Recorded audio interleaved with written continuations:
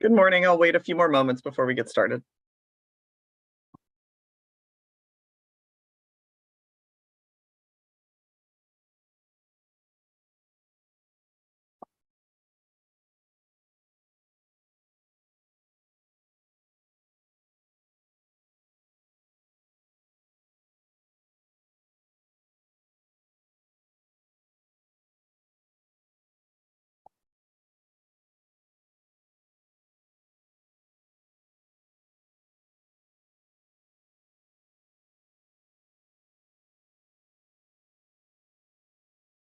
All right, I'll go ahead and get started. Good morning. It is 9:01 on September 14th, 2023. I'm Hearing Officer Nicole Kinsey with the Administrative Hearings Office of the State Water Resources Control Board. And this is the fourth day of phase 3 of the hearing. It's Thursday, and the court reference proceeding in the case of City of Marina versus RMC Lonestar, Monterey County Superior Court case number 20CV 001387. As we have been doing all week, this hearing is being conducted by Zoom web conference and is also being broadcast live on the AHO YouTube channel. The audio and the video are being recorded, and we will make files of the recording available along with the Zoom generated transcript on the AHO FTP site. If at any time you're experiencing technical difficulties, please send an email to the AHO at admin.hrgoffice@waterboards.ca.gov. And assisting me today are the same team. It's Nicole Mullen, Skylar Anderson, Kyle Woldridge, and Regina Graziano with the Office of Research Planning and Performance. I don't plan to take appearances as we did yesterday. I was going to just turn to the room and see if there's anyone who's joining us for the first time today, other than our witnesses who will have a chance to introduce themselves when they testify later today. Is there anyone new? Good morning. Oh, we can't hear you. And I don't know why, because you're not on mute. This is part of the reason why we do introductions. Sometimes it's helpful. If you see a quick fix. And I can also, I think Ms. Henry is here in place of Mr. Newdecker. I see. Yes. Oh, we can hear you now. Ms. Henry, Okay, if you'd like to introduce yourself. Yes, my name is Siobhan Henry. I'm with Jeffrey Mingles, Butler and Mitchell on behalf of RMC Pacific Materials. And I'm standing in for Mr. Newdecker today, as Wonderful. mentioned. Thank you. Thank you for introducing yourself, and welcome, Ms. Henry. Is there anyone else? All right, then we can jump in where we left off. Although first, I think I'm going to look to Mr. Osias. One of the things I had left you with as an ask was to identify by number, Yes. probably a range, but by number, the CalAm exhibits that you intend later today to offer into the evidentiary record. Thank you. I didn't quite hear what you said about the range. I can just list them each individually. Is that best? That's fine. I don't know how many there are. Go ahead. Individual is best. And where there's a revised one, we're offering in the revised one, just so it's understood. CalAm 171. I'm sorry, that's already in. CalAm 172. CalAm 173. CalAm 174. CalAm 175. CalAm 176. CalAm 177. CalAm 178. CalAm 179. CalAm 180. Pardon me, I need to mute my phone. CalAm 181. CalAm 182. CalAm 183. CalAm 184. CalAm 185. CalAm 186. CalAm 187. CalAm 188. CalAm 189. CalAm 190. CalAm 191. CalAm 192. And CalAm 193. All right. Thank you, Mr. Osias. And I think when your team has time, maybe what it would be a good idea to do, I think we have for the most part, the revised exhibits sorted out, except for possibly the large zip file. Now I'm going to look to my team, the model files, which is, hold on, excuse me. And we did not submit revised model files. We Right. identified the model files that should be disregarded within the Right. zip file. I'm asking, and I'm looking to my team for the CalAm exhibit number for the model files. Do you happen to know? Yeah, the rebuttal model files are CalAm 188. Okay. So I think other than CalAm 188, what is up on the AHO-FTP site is our understanding of which version, the revised, where there are revised versions, those should be reflected there. So whenever your team has time, Mr. Osias, they can take a look and just make sure that what we have there is your understanding of the correct revised exhibits. Okay. And then with the exception I was going to say is 188. I know I talked with my team yesterday, and because the model files are so large, it's just taking us a little while to move some of the model files that were withdrawn by CalAm out of that file folder and put them in another file folder that is with a name that it makes it clear that they are not in the evidentiary record or being offered into the evidentiary record. So I just wanted to put that caveat out there. We're working on it. They're large. Okay. And apparently our state issued computers are slow. And I think that I have an associate or a paralegal on the public access channel, so they're not Right. cluttering up the screen, who heard that. And so, because I won't be able to do it while I'm here at the hearing. Right, exactly. Yes. But we will try to make sure we double check what's in the hearing officer files against what we think the revised ones are to make sure that they're correct. Great. I appreciate that. It's just, as you know, it's helpful if we can deal with it today or Yep. tomorrow. That's helpful as opposed to later on discovering there's some misunderstanding. Understand. I think with that, I'll look to the room before we get started. Where we left off yesterday was that Mr. Osias, you were in the middle of your redirect. But I will look to the room to see if there are other kind of procedural or housekeeping issues that we should address before we go back to CalAm's redirect. I would just like a clarification. Exhibit 187, I believe, is the one that was revised twice, and on the AHO's website, there is a 187 and a revised 187. And I'd just like to clarify that Mr. Osias is going to move in the revised 187 revised and not the original. Yes, that was my introductory comment to the list was wherever there's a revised one, I'm offering in the revised one. And there were really only the quote second revision that Mr. Burchard's referring to is to attach the appendices that had been left off when we submitted the revised one. And the website, the AHO's website doesn't differentiate between revised and second revised. It's just the one revised now, which is the Right. correct one. It's yeah, I checked. It's just, I want to make sure that the original doesn't go in. Correct. We're not offering that one. And thank you, Mr. Brochard. I will check with my team too to make sure we have that straight. So I appreciate these kinds of details. You're We don't- welcome. And there was one other housekeeping thing.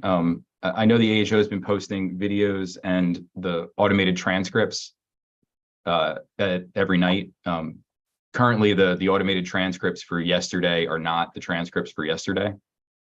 Okay. I don't know how much of a problem that is. The parties have already agreed. We're having a court reporter. We've hired a court reporter that we are having to transcribe all of these once the hearing is done. We've already done the first two phases, and we'll submit those certified transcripts at the end, so it's easier to cite and everything. But I just wanted to advise you of that. Thank you. That's helpful. And the court reporter, that's helpful for you. As you know, the Zoom generated transcripts are just sometimes they can be helpful sort of by general topic, but sometimes they're just more entertaining than they are Some of them are very entertaining. Yes. an accurate representation of what we were talking about. Yes. And as a complete, You all have a low bar for entertainment. sometimes they're very entertaining. we're working on, just as an aside, we're working on our transcription service. We're now using an app which is one step above what we used to use. This new application in theory is supposed to filter for inappropriate content which doesn't usually come up in the actual language that we use, but sometimes the transcription thinks we are talking about things that might be inappropriate. So this new service is slightly better, but slightly less entertaining. So, with that, is there anything else on housekeeping? None All right. from. Thank you. I think Mr. Osias, then we are back to you. I know you'd gone through a number of topics yesterday. Just so I can entertain my morning, I was going to ask you how many more topics you Well, have I was going to start at exactly that point and say, Right. I'm not halfway through my redirect. I'm way more than halfway through. I have one topic left. Great. Wonderful. I know you said you had 5 when we started, but I didn't keep track. So with that, Mr. Osias, I will turn things back to you. You may finish your redirect of your witnesses.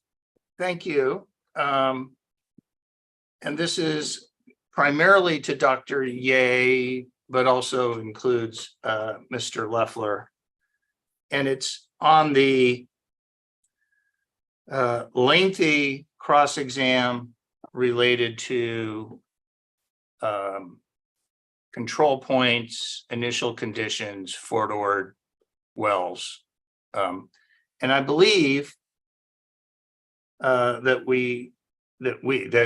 Dr. Ye's cross on that point started with exhibit, I think it was Cal-Am exhibit 177, PDF page 51. So we'll start there too.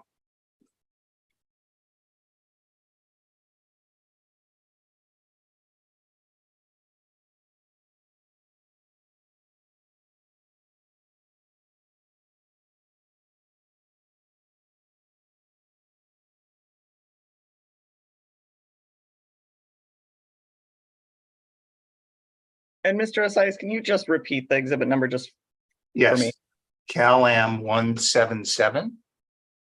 Mr. Burchardo, correct me. I believe that's the one that he's nodding. So yeah, we're on the same. Great. We're on the same page. Thank you. How's that for a pun?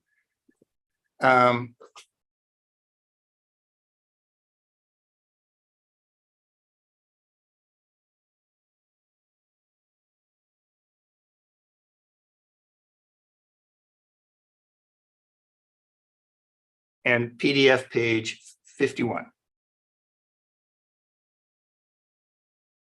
And just give me 1 second. I'm writing my associate to make sure she heard those comments on the exhibits.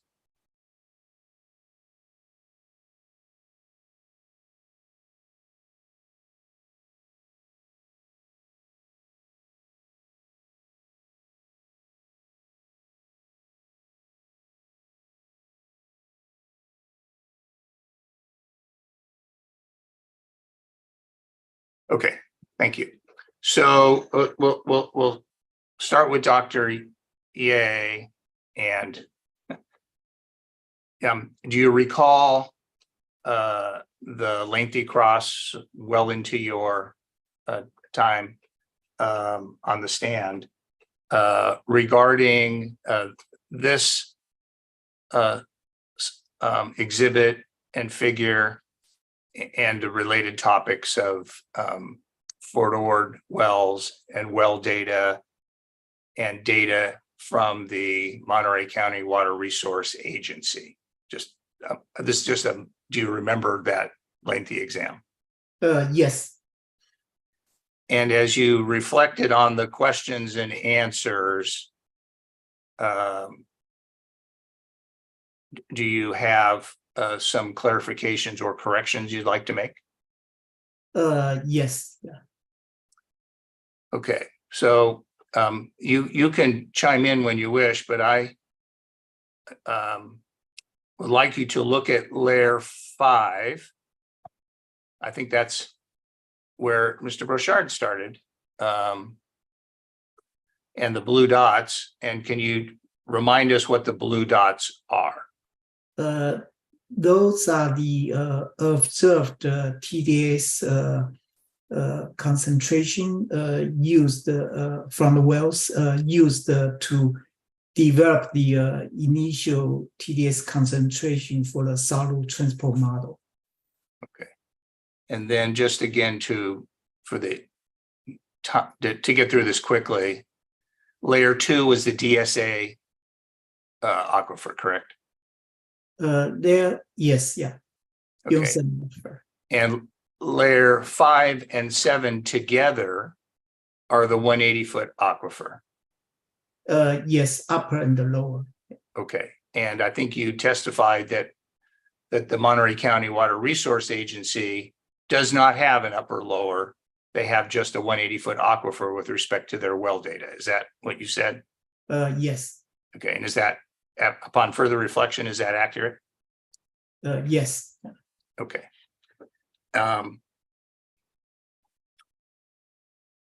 Your 2022 transient model did not split apart the 180-foot aquifer. Is that right? Correct. But in the consensus effort for phase 2, CalAm agreed to model it as separate layers. Is that correct? Objection, leading. It is leading. I don't dispute that. I think it's just obvious and correct. So I'm trying to get through it quickly. I think it's and I'll overrule the objection. I think it's appropriate so we can get through this quickly. Yes.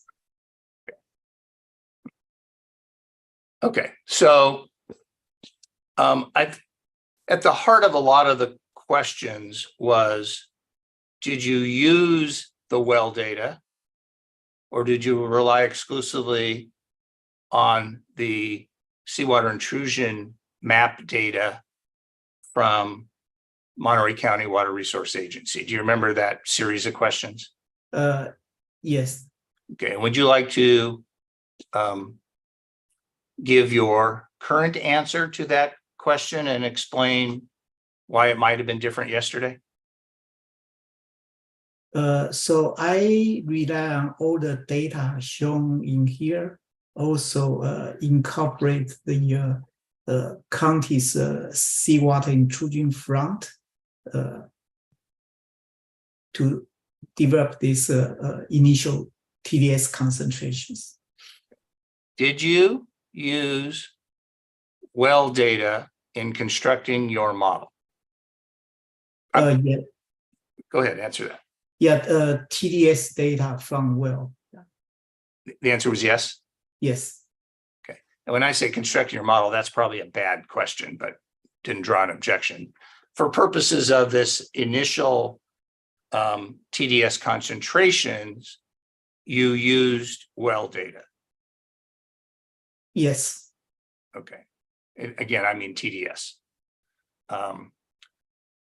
And did the well data and the data from the Monterey County Water Resource Agency always, were they always consistent?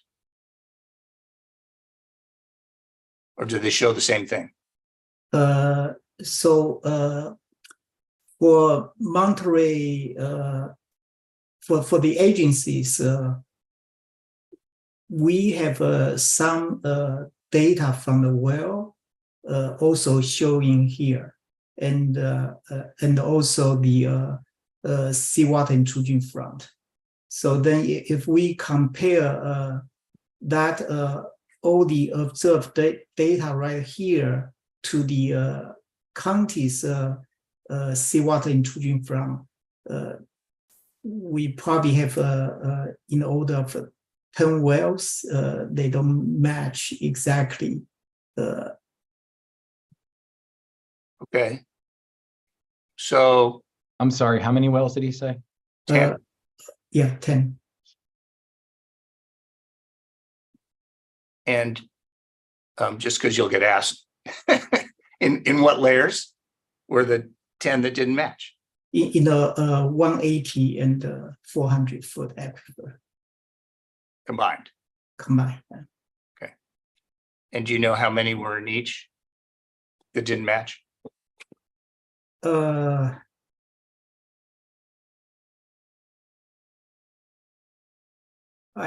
don't know exactly. Yeah. Okay. So when they didn't match, which data did you use? The well data or the Monterey County Water Resource Agency data?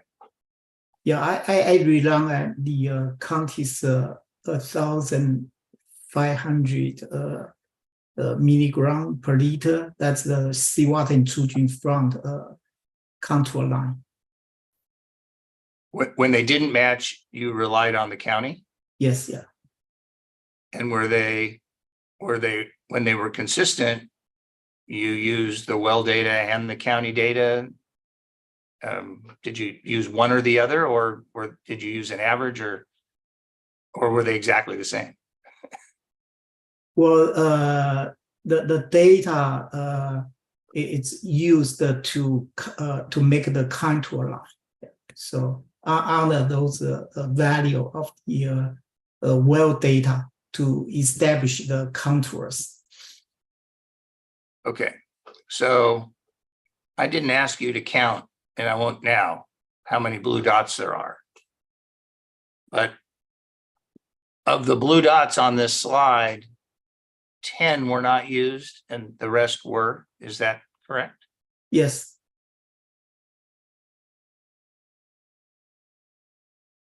I think specifically the questioning was about Fort Ord data. And does Fort Ord data show up on more than one layer?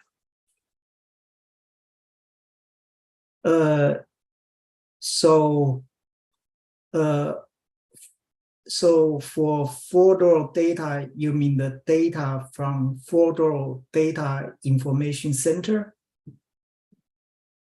No, I'm actually just thinking about the blue dots. So I know I remember, and it was a 9 or 10. That's why I remember it. Mr. Brochard had you look at a cluster of wells that I think he said was 10, and I think you said might be 9. And I don't care which is correct at the moment, but that was in layer 5. And he was using that as a launch pad for asking about Fort Ord wells. Are there any Fort Ord wells identified in layer 2? Yes. Okay, are there any Fort Ord wells identified in layer 7? Yes. And how about in layer 9? No. Okay, and in layer 11? No. Okay. So if we're going to evaluate Fort Ord well data, it would be in respect to more dots than just layer 5. Is that what you're saying? Right. Yeah. Okay.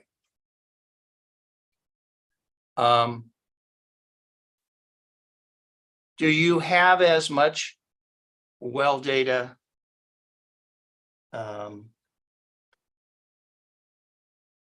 actually, let me go to MCWD 165. Show you that for a minute.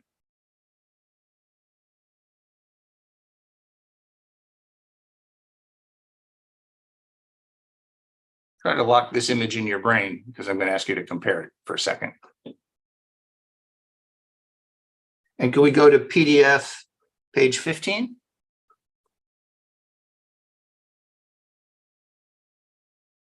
And maybe zoom out a little bit.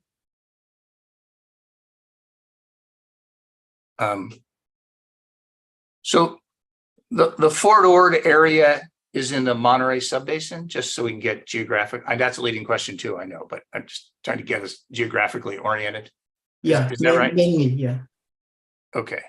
So if we could zoom in a little bit on the Monterey subbasin on this slide.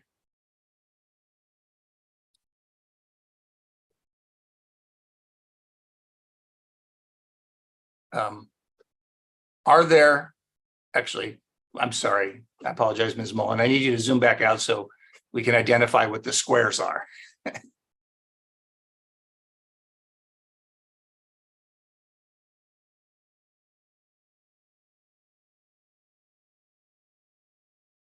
So the square colors and the legend have different TDS concentrations, correct? Correct. And this is an exhibit prepared by EKI, I believe. Is that your belief? Yes, in Miss Nielsen report. Okay. So if each of those squares were a well, it looks like there's more of them than on your slide in exhibit 177 on PDF page 51. Are there more here? Yes. Okay. So why does she have more than you? If you know.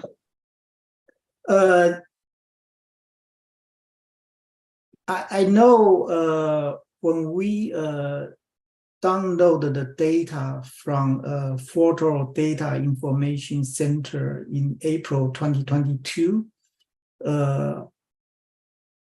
we have the data for the wells. You see centered around that middle area, but those data are old for the period from 2007 to 2008. So we didn't use that for our initial TDS concentration. You saw that lots of wells ranging from less than 500 milligram per liter up to the orange, that's 3,000 to 10,000 milligram per liter. That's the data we missed when we collected the data in April 2022. Okay, and I'll come back to ask you if that matters, but let's just look at the next PDF page 16. This is the upper 180 foot aquifer just for orientation. I think the next one should be the lower 180. Yes. So fewer here than in the upper in terms of squares, correct? Right. Yeah.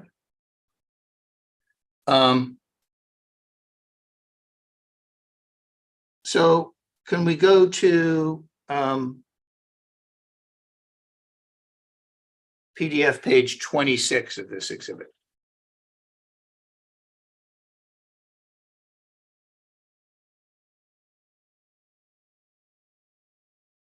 And maybe zoom out just so we can see the whole title for this. Thank you. So this looks like what we were looking at, or looks similar at least, to what we were looking at yesterday with respect to the county contour lines, model contour lines, and a comparison of 3B to 1B. This is prepared by MCWD expert using the MCWD model. Again, I know that's a leading question, but I'm just trying to lay a foundation for this slide. Is that correct? Right. For what upper 180 foot aquifer. Okay. And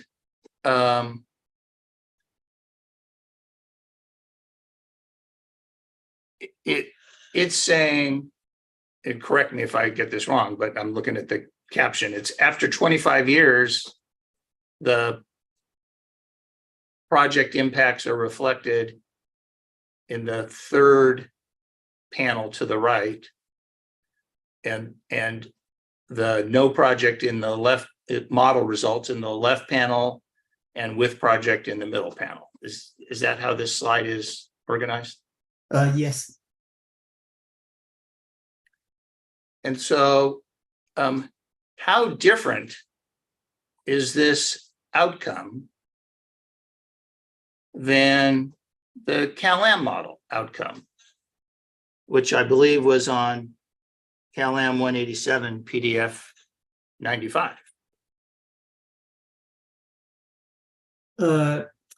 If we compare that scenario 1B, the seawater intrusion front show in the blue, after 25 years, that's compare pretty well to the Karen model, simulate seawater intrusion front after 25 years. In general, I'm sorry to interrupt. Did you finish? yes, yeah.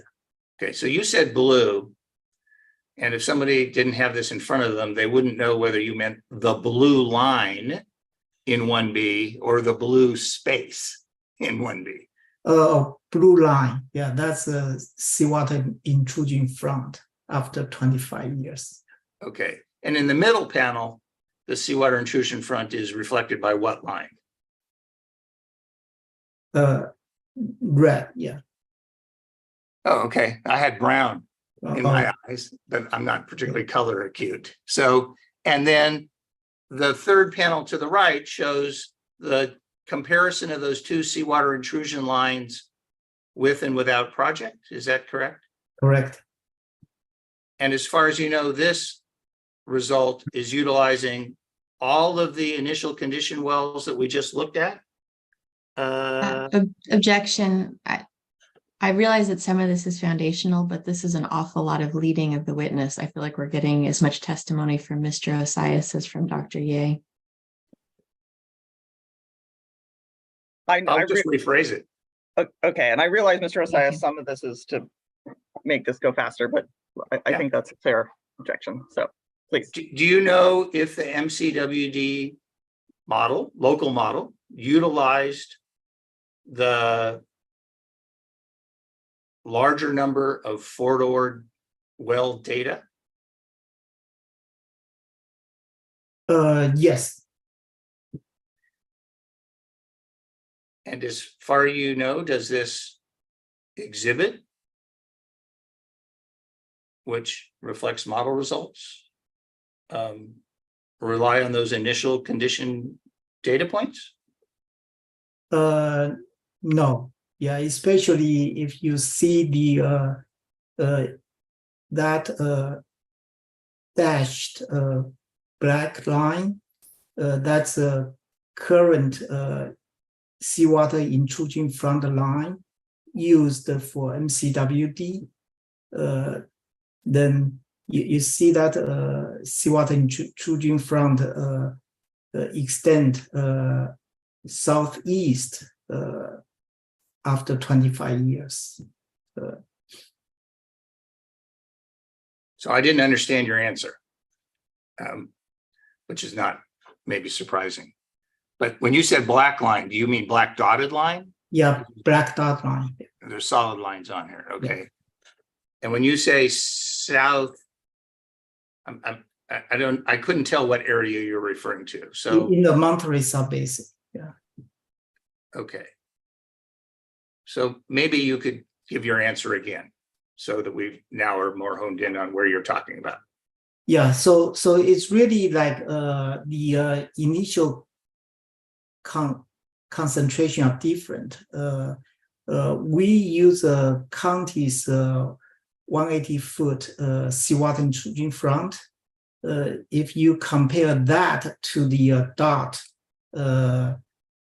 black line here, county's line cover a larger area and extended to a more southeastern area.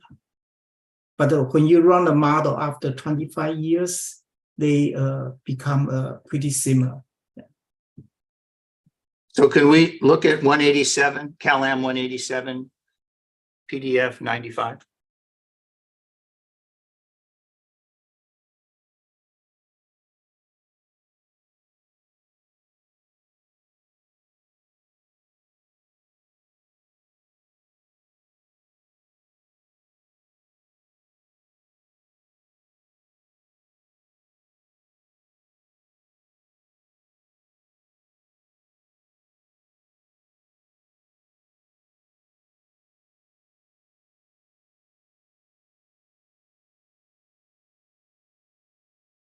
So this is, okay, I have the wrong page, sorry, because this is 1C and 2C, and I want 1B and 3B.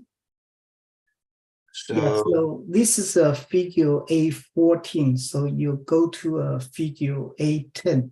So maybe thank you, Dr. Ye. So maybe that's 4 pages back. right. Yeah.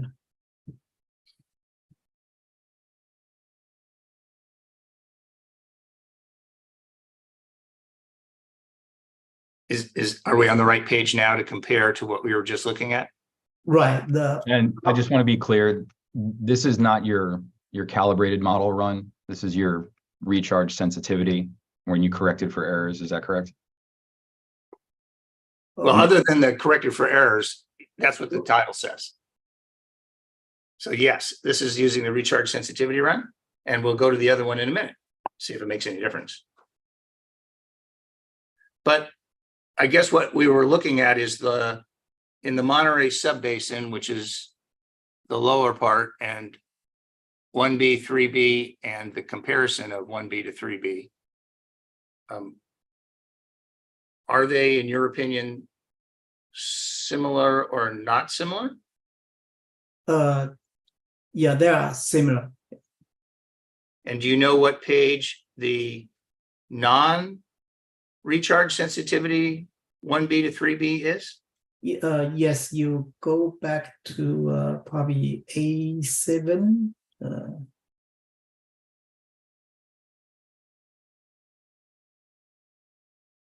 Okay, one more, A6. Okay. By the way, we've been, just for clarity, we've been looking at the upper 180, but you have similar slides for the lower 180 and the 400, right? Yes. And I realize that's a leading question too. Okay, so now using the non-recharge sensitivity run, are the results between your model and the CalAm model in the lower area regarding seawater intrusion similar? Yes, if you look at the upper left panel, that purple line, that's the CalAm model simulated seawater intrusion front after 25 years. Yeah.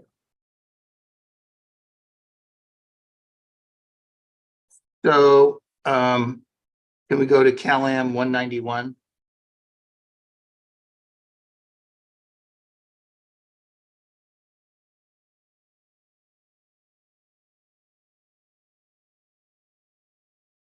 We should start on page 1 so everybody can see what 191 is.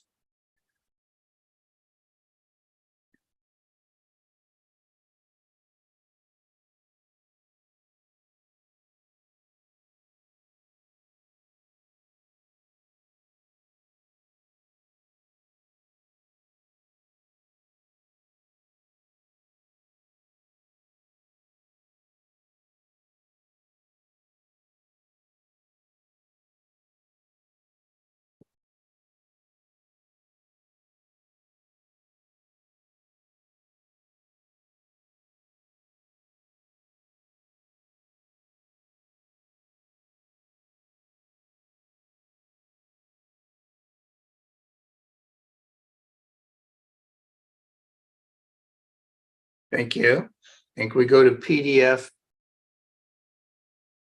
or slide 55, which I think is PDF page 55. Yes, scroll that up.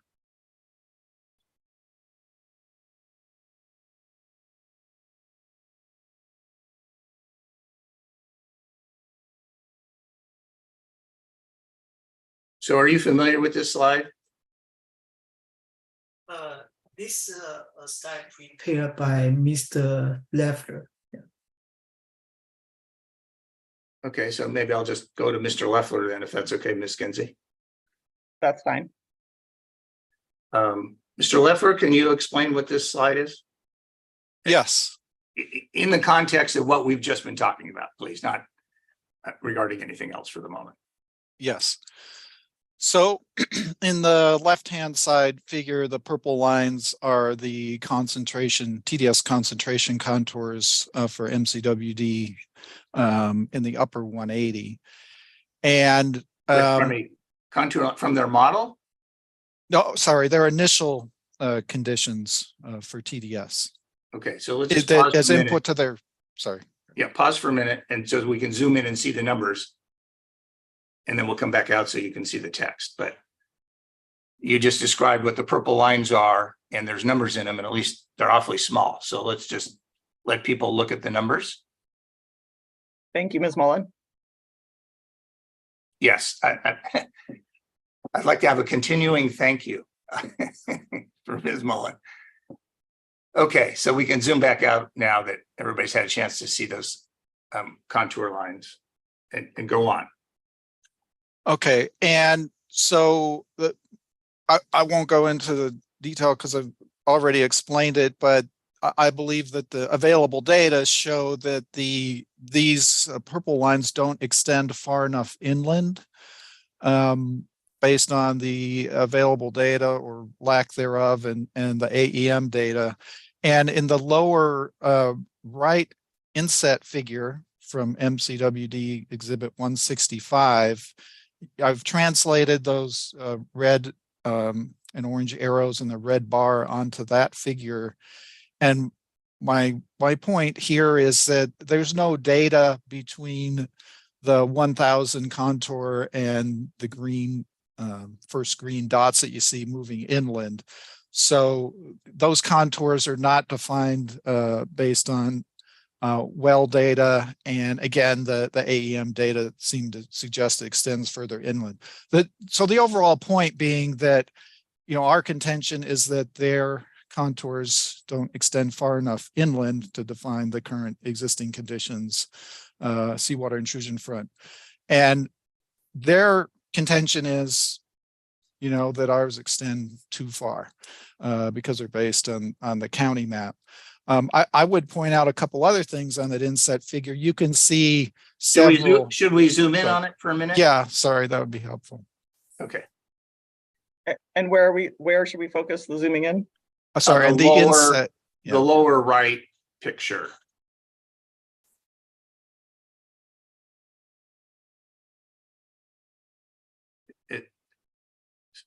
Okay.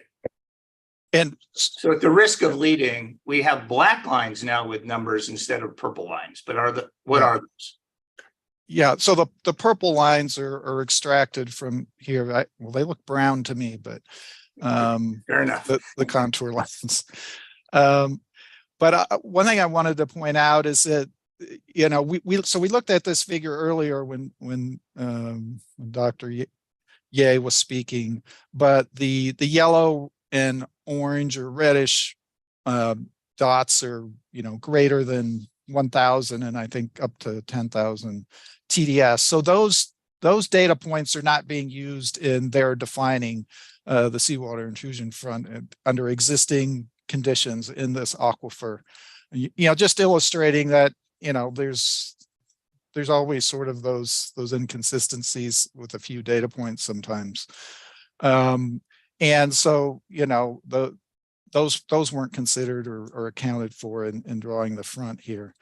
But the main point I wanted to make is, so we have a situation where, you know, one set of, and this is for one specific aquifer, right, the upper 180, and notwithstanding the previous discussion about whether this is one aquifer or two aquifers in reality, but what we have in this model layer is we have two different initial concentration contour sets that define the seawater intrusion front at different distances from the shoreline under current existing conditions.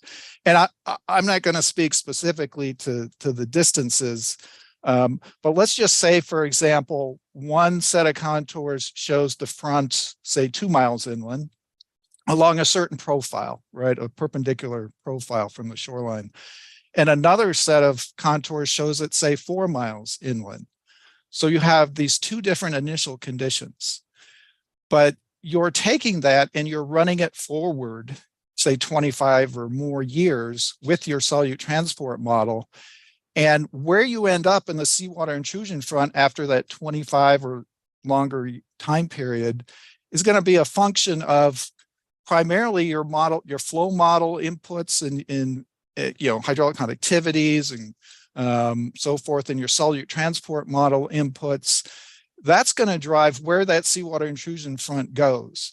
So at the end of it all, as has already been described, you sort of end up at the same place, even though you started at different places. And you'd even be more at the same place if you did this with identical models. We were comparing two different models. There are a lot of differences between the models.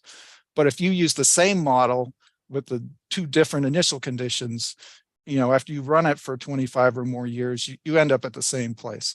For the purposes of this project, that's what's important, because we're comparing where we're at after 25 or 63 years with the project versus without the project. So that's central to what these models are being used for. So the initial concentrations actually are not a big factor in the end results that you get. And it's just, again, it's specific to what we're trying to use these models for, the purpose of these models. And that's, so that's what we see is the initial concentrations are not a major factor in where you end up after 25 or more years. Okay. Thank you, Ms. Kinsey. I have nothing further. Thank you, Mr. Osias. And thank you, Dr. Ye and Mr. Loeffler.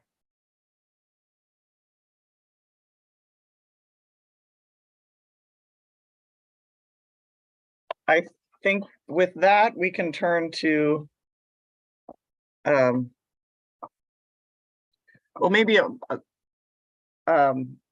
let's pause. Maybe I'm going to have trouble articulating this question, but I may have a question for Mr. Loeffler just right on this point. You just, as I understood, you just testified about how these models, to some extent, regardless of the differences in the initial conditions, the models after 25 years end up in similar places and showing similar impacts. So my question is whether the initial conditions affect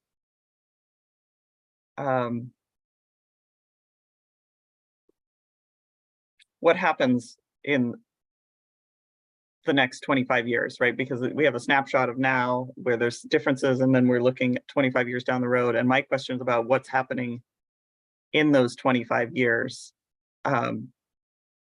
Maybe that's very open-ended, but can you speak to that, how the differences in initial conditions might affect what happens over the next 25 years? Yeah, I can speak to that. And I want to clarify, because I don't know if my explanation, if I said it exactly right, but so one version of a model starts at 2 miles inland, one starts at 4 miles inland. And let's say that where the 2 mile inland is going to show some advance. So say you end up 3 miles inland, and then the 4 mile starting point is going to show some retreat. So that ends up also at 3 miles inland. So that was, to clarify that point is after you run the model for a period of time, you're going to end up in the same place. In this case, in between those two different starting conditions. But the question I think now is what happens between year 0 and year 25? Pick an arbitrary every 5 years or however you'd like to ask it. I understand the question to be that. Yeah. So, okay. So in terms of that 25-year period, I don't believe that's not what these models should be used for. That isn't what they are being used for. You would really need a transient model to look at that. What happens over, a short time period. I don't believe the steady state model is really meant to represent a very long-term average condition.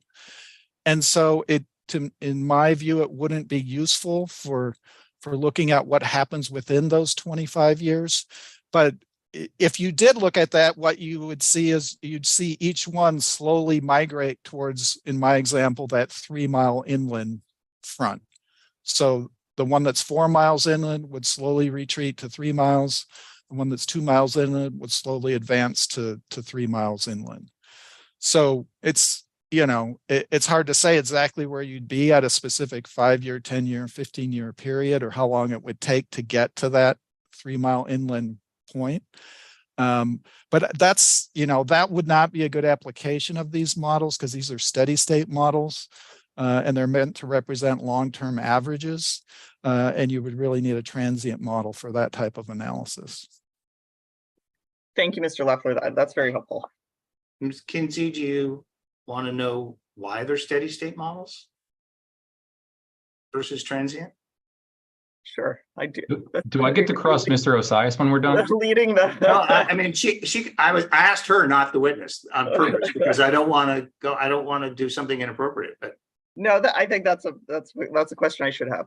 Sure. Why are they steady state models instead of transient models?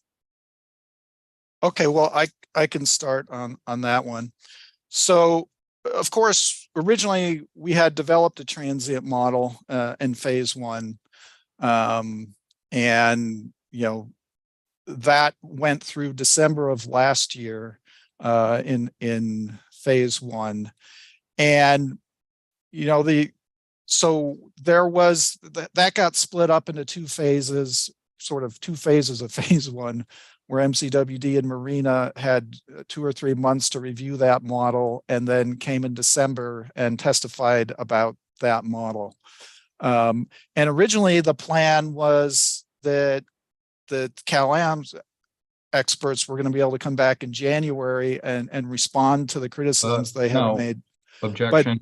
Mr. Burchard, I'm going to give you a chance to have your version of. I realize there's going to be maybe different version of events of the history of this proceeding, so you will get a chance.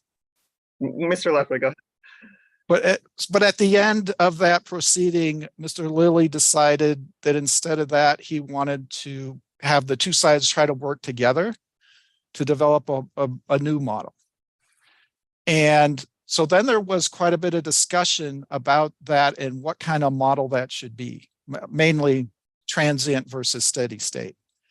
And, there was a split, I think there was a split decision on that, in my opinion. I believe 2 of our experts were more in favor of a transient model, and 1 of the 3 of the MCWD experts seemed to be more in favor of a transient model, and then the other 3 were in favor of a steady state model.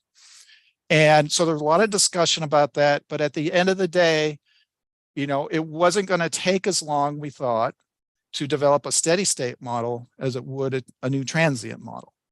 So Mr. Lilly made the decision that we should develop steady state models, because presumably that could be done more quickly.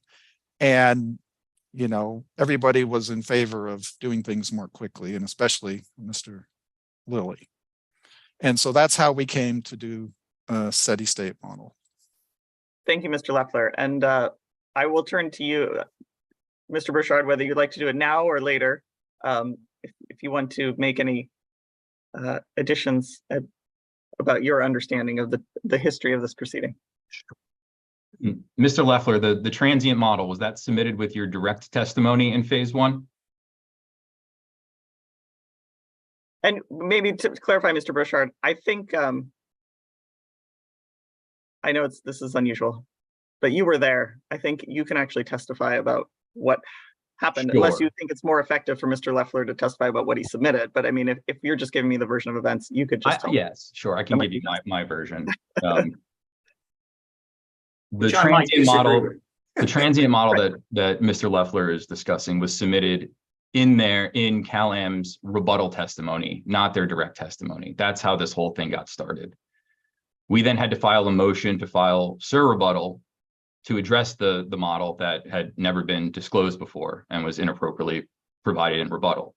Mr. Lilly granted that motion. We were able to review that model, and then we had written surrebuttal, and then we had hearings. At no time was CalAM ever going to be allowed to do surrebuttal. They asked multiple times, and they were denied every single time, including in a written motion.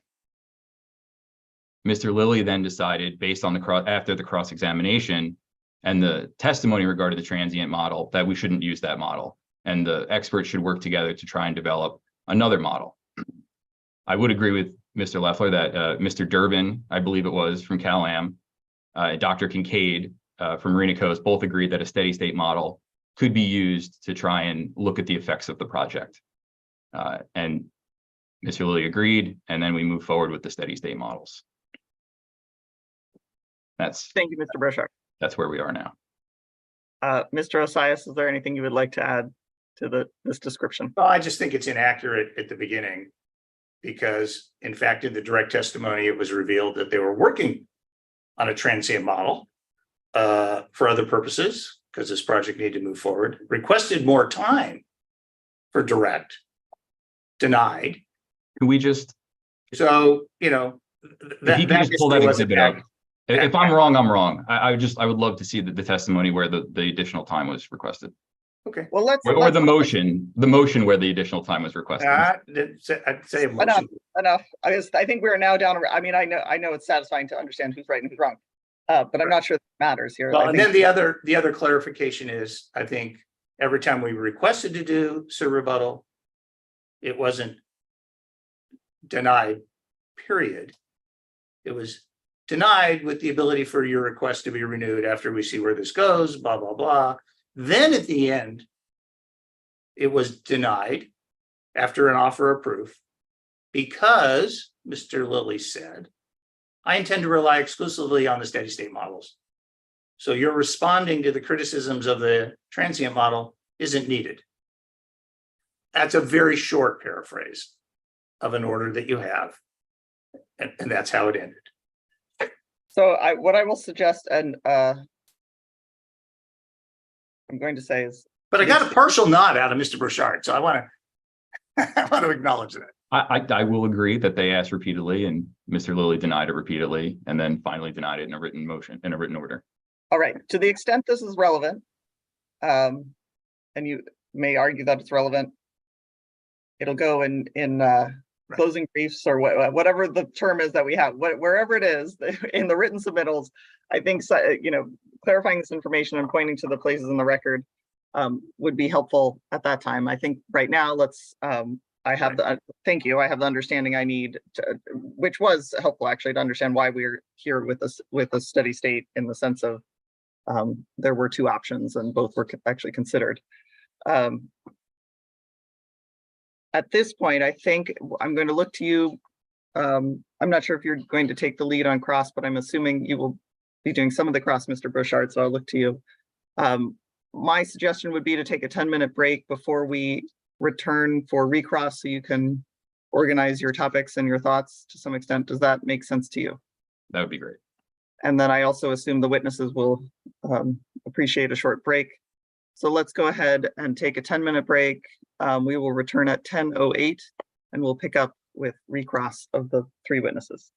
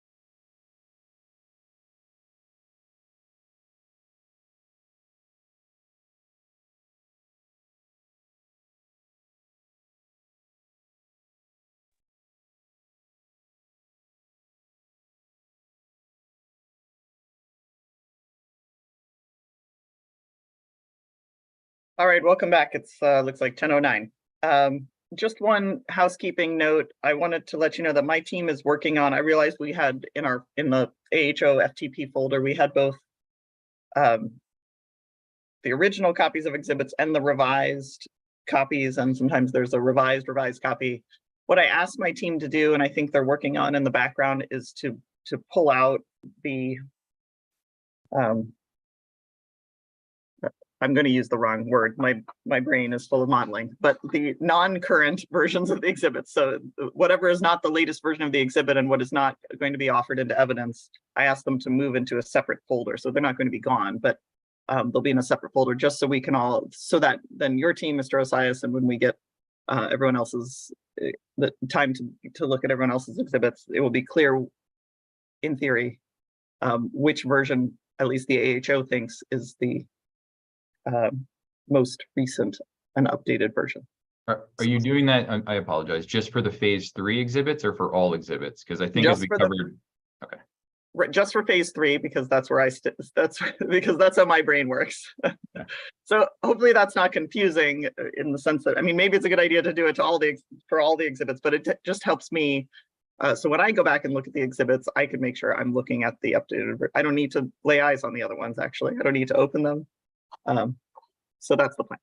So your report is exactly the report I got back, which is all of the correct, completed, and revised exhibits are in the folder, but the superseded ones have not yet all been removed. Right. That's my understanding of the current status. So we're working on that. Thank you, Mr. Osias.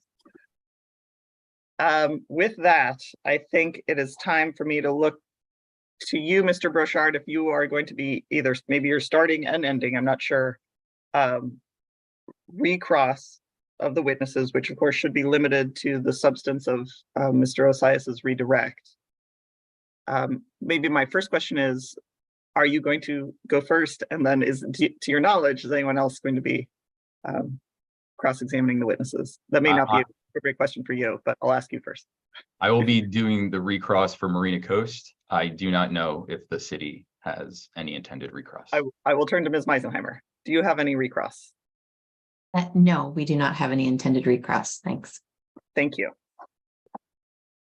Then with that, I think, Mr. Brochard, I will hand things over to you to begin your recross of the witnesses. Thank you. And I'm going to start with what we covered today. So if we could go to CalAm 177, please.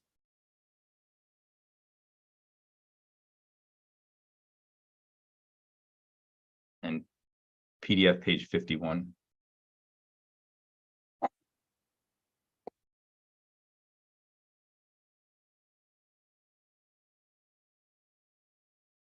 And Dr. Ye, you testified about this figure again today. And my first question is, how much time after the hearing yesterday did you spend reviewing the data that's shown on this map? Probably 1 hour. Did you review the hard data or did you speak with somebody to ask what was done? I review the data with my staff. Okay. And again, you still have not provided the data that corresponds to these control points, correct? Correct. Okay. So we still can't verify anything that's on this figure, correct?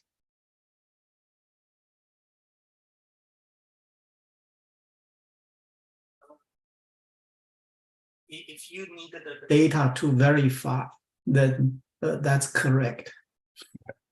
I didn't hear the first part. You had cut out, Dr. Ye. It was, I mean, is that only my speaker that did that, or did he start faint and then get louder?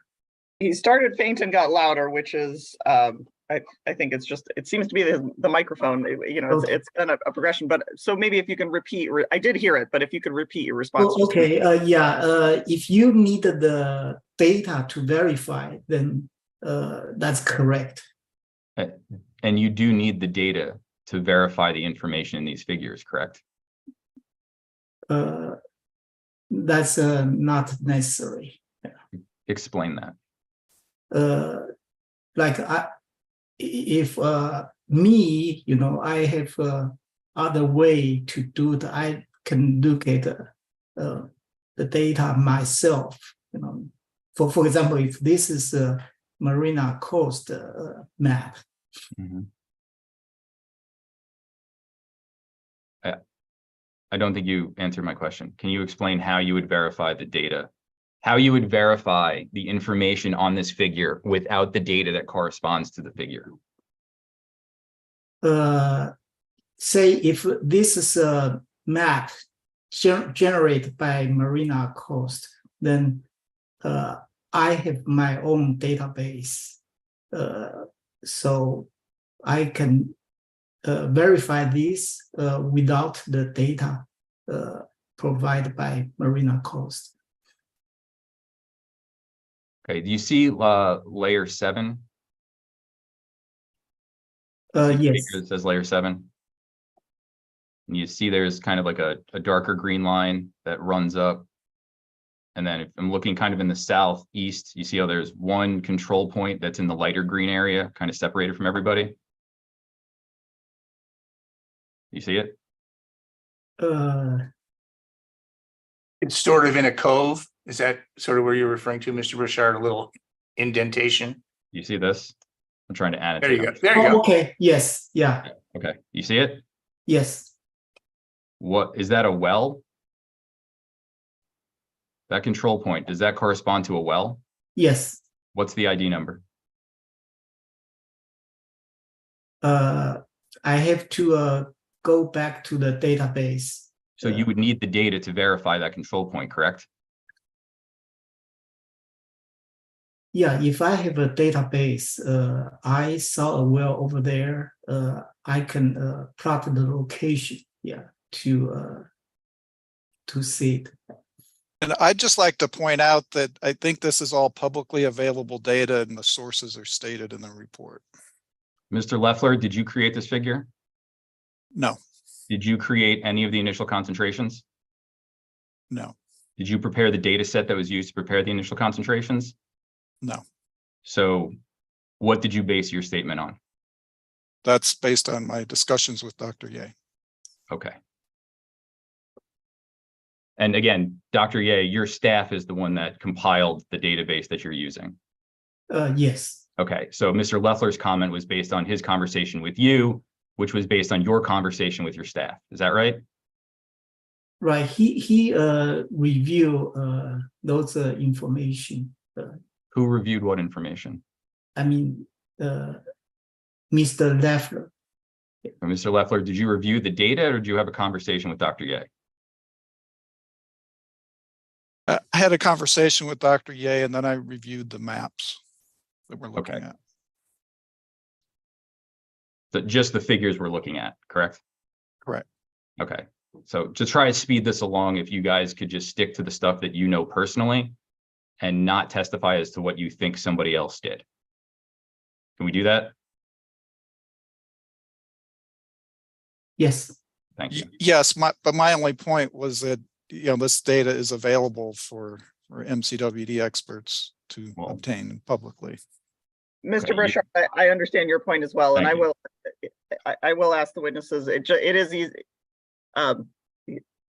You're all here together, and I appreciate Mr. Leffler very much that, and all three of you, trying to make the record as clear as possible for my benefit. And I certainly understand that, and I encourage you to do that. But let's let Mr. Burchard, for purposes of this cross, lead and direct. I think direct his questions as he sees fit, and we may get through this a little faster. Is that Thank fair, you. Mr. Burchard? Thank you, yes. So Dr. Ye, again, you had said yesterday that you use these control points and you also use data from the Monterey County Water Resource Agency maps. Is that correct? Yes. Okay, that's what you said, and that's what you did, correct? Correct. Okay, and when the Monterey County Water Resource Agency maps conflicted with the data points on your map, you ignored the data points. Is that correct? Correct. Okay, and I think you told Mr. Osias that there were 10 wells that didn't match. Is that right? in the order of 10. Okay, in order of 10, what does that mean? Well, maybe like 8 or 9 or Okay, so around 10. Yeah. And they're not identified on this figure, correct? correct. So I can't tell which ones that you ignored, correct? Correct. Okay. Do you know, just from looking at this figure, which ones you ignored? I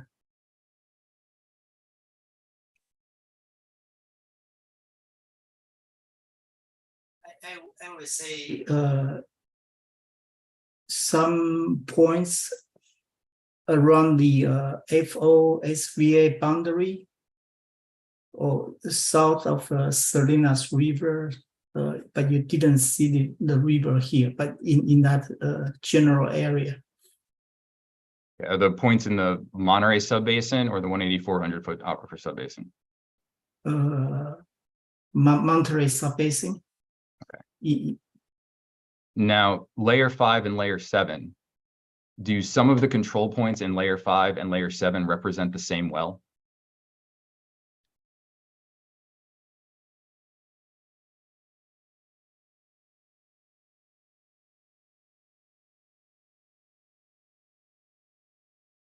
Yeah, I have to go back to check. Okay. So you ignored the data in 10 wells, but you don't know if that means you ignored the data on 10 of these control points. It could have been more than 10 of these control points. Is that correct? Correct. Okay. And this is for both you and or Mr. Loeffler. Are initial conditions important for the transport model?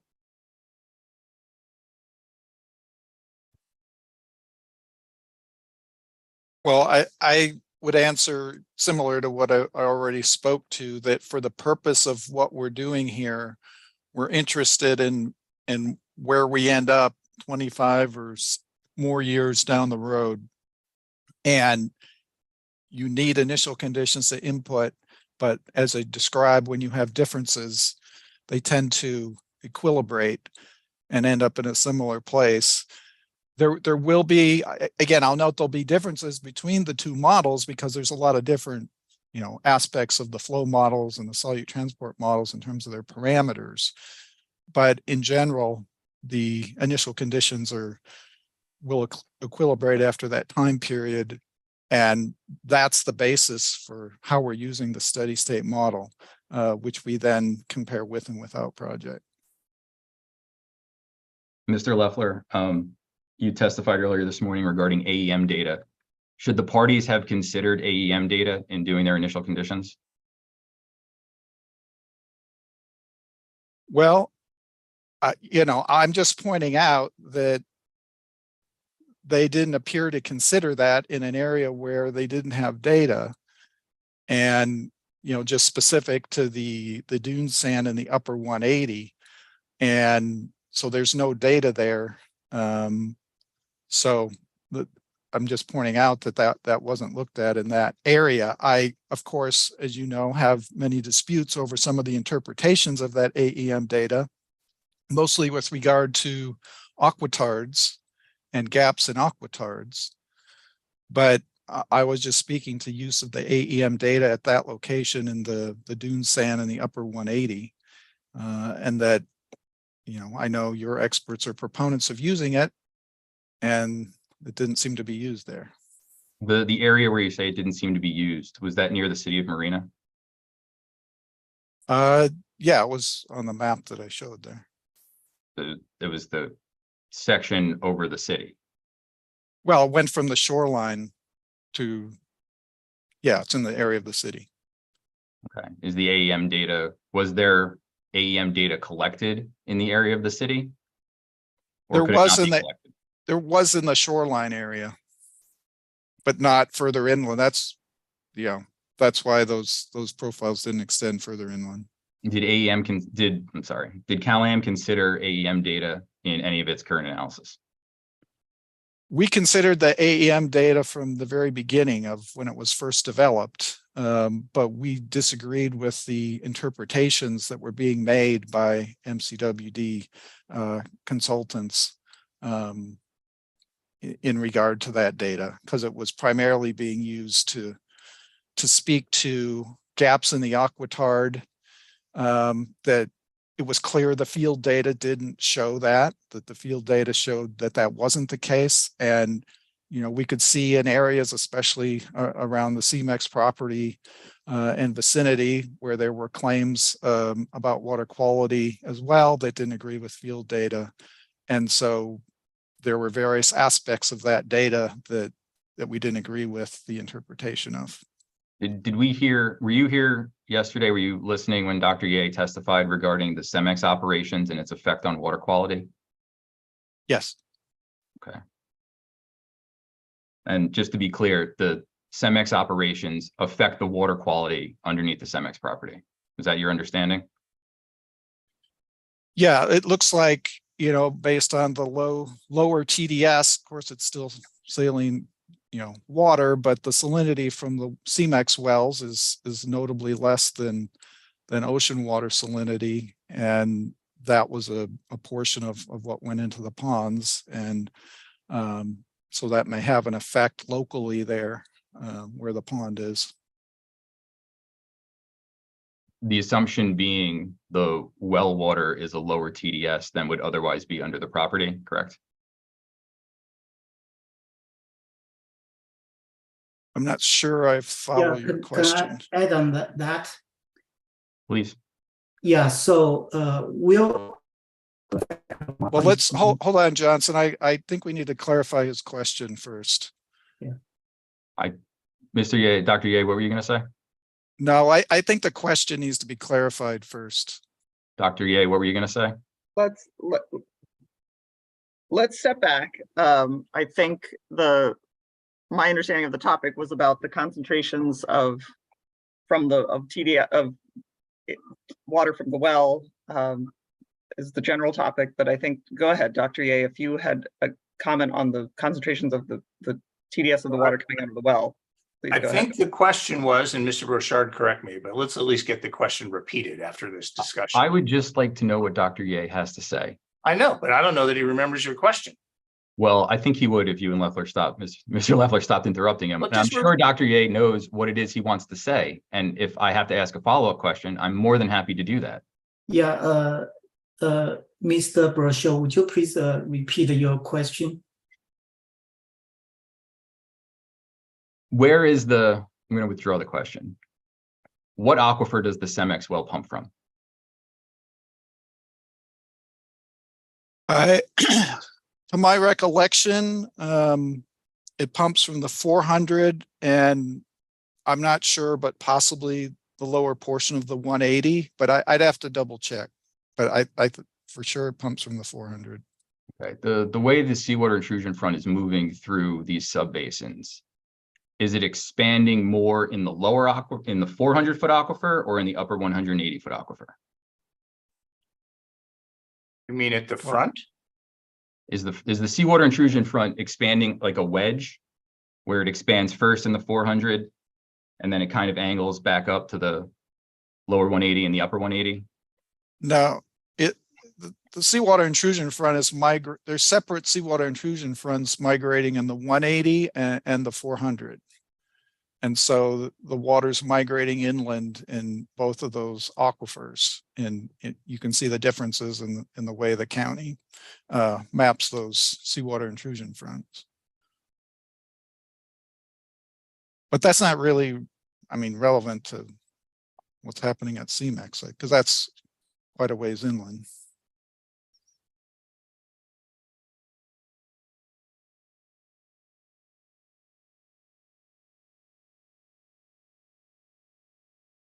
Mr. Leffler, I believe you said that you think the well water on the CMEX property is affecting the water quality immediately underneath the CEMEX property. Is that correct? Yeah, we know from measurements when they only pump their well water and wash the sand with it. We have conductivity measurements that's stated in, I believe it's that CalAm Exhibit 37, that go into that percolation pond that are I think Dr. Ye mentioned it yesterday, something on the order of 13,000 milligrams per liter TDS. Okay, and then there's also water from the dredge pond that goes into that same percolation pond, correct? That's correct. And that water is TDS equivalent to ocean water? No, it's slightly less than that. I don't remember the exact number. I thought Dr. Ye may have mentioned that, or it's, I don't know whether it was 32,000 or I think it's slightly less. Okay. Now, the percolation pond is some combination of the dredge water and the well water. Correct. Okay. Yeah, are these- over time, sometimes all that's going into it is well water, and sometimes it's a combination of dredge water and well water. Yeah, in general, it's about 10 hours, the well water only. Then another 10 hours, it's a mix of the dredge pond and the well water. How much in the 10 hours where it's just the well water? How much well water? So based on the water flow velocity area and that channel gradient, in the order of 150 gallon per minute. Okay. And then how much of the dredge water, how much water from the dredge pond is going into the percolation pond in the other 10 hours? We didn't calculate how much water from the dredge pond only. That water is already combined with well water. Probably like 1,300 gallon per minute. But you said that the dredge water is already combined with well water. Is that what you said? Right, because that's the measurement in the open channel. Okay, let's back up. There's a dredge pond, correct? Yes. Can we look at CalAm 37 so there's no confusions?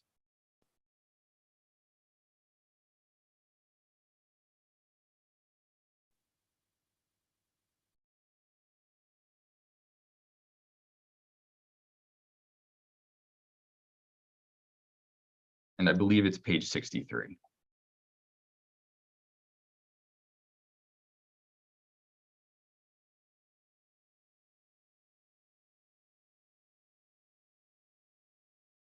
Okay. The dredge pond is there on the top of the picture. Do you see that? Yes. Okay. Well water does not go into the dredge pond, correct? No. Okay. Then there's a percolation pond in the bottom. You see that it's identified in? Yes. Okay. And then there also identifies what it calls a water flume. That's the channel we talked about yesterday, correct? Yes. Yeah. Okay. So through the channel, it's either well water at, you said 150 gallons per minute, right? Yes. Or it's a combination of well water and dredge water, correct? Yes. How much dredge water is in that combination of well water and dredge water?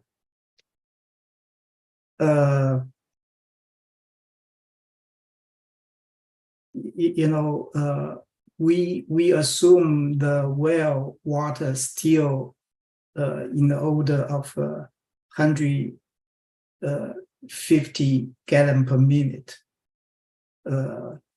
We know the total, the mix of that measured in the open channel, it's 1,300. So I would say probably like 1,150 gallon per minute, roughly. You said you know the total is 1,300. Right. Yeah. Major. You mean, yeah. You're talking about gallons per minute, 1,300, right? Right. Yeah. Okay. And you say you know the total. Does Yeah, that mean we, the total we amount of, know the total was estimated using the velocity area and the gradient. okay, is the gradient listed somewhere in this exhibit? No, it's the field measurement. Okay, that hasn't been provided. And if I go through, if we scroll down through here where it talks about calculations and these operations, it doesn't say anything about a gradient anywhere in here, right? Right, You didn't mention the gradient at all yesterday when we talked about this, correct? correct. Okay, have you measured the gradient? Where did this come from? Or what is the gradient? Gradient is the elevation at the 2 points along the open channel. The differences in elevation divided by the distance between that 2 locations. Like I wasn't clear. I know what a gradient is in general. I meant what is the gradient from wherever your starting point is? I don't have that with me. Okay. Is that in any of the written testimony that's been provided in this proceeding at all? No. Okay. And then I think you said yesterday that you estimated the TDS from using hand measurements and also the size and the velocity of the channel. Is that right? Can you repeat that? In determining or in estimating the TDS in the percolation pond, I believe you said you used a combination of hand measurements for TDS data, which we'll get to in a second, and you said you knew the size and the velocity of the water moving through the channel. Those were the factors you used to estimate, or somebody used to estimate TDS, correct? Right. The TDS was converted from the electric conductivity measurement. Okay. Now, the electric conductivity measurements, they were not taken from the CEMEX well, correct? No. They were not taken from the dredge pond or the percolation pond, correct? Correct. They were taken from the channel, correct? Correct. Do you know what time of day they were taken from the channel? I have to go back to check. What is the size of the canal, of the channel? I don't have that information with me. Do you know how it was measured? You said you knew the size. Do you know how it was measured? I don't know. Okay. And you said you knew the velocity of the water in the channel, correct? Right. Now, is that during operations or is that when they're not operating?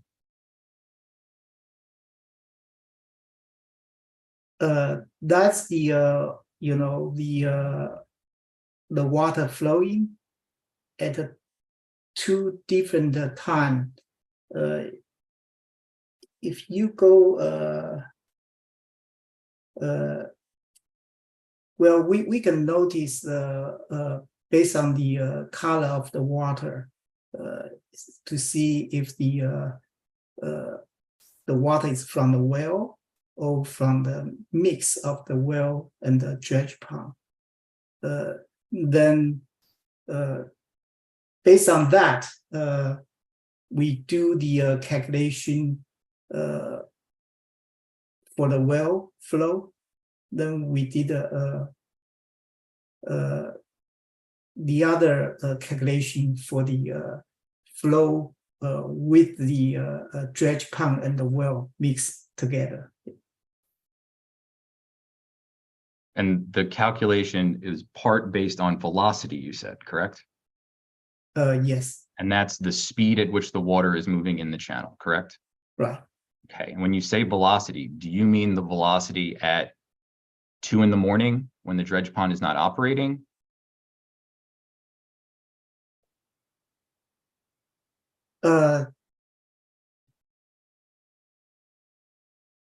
Yeah, like I mentioned before, you know, for the well provided the water only, that's we have a 10 hours period.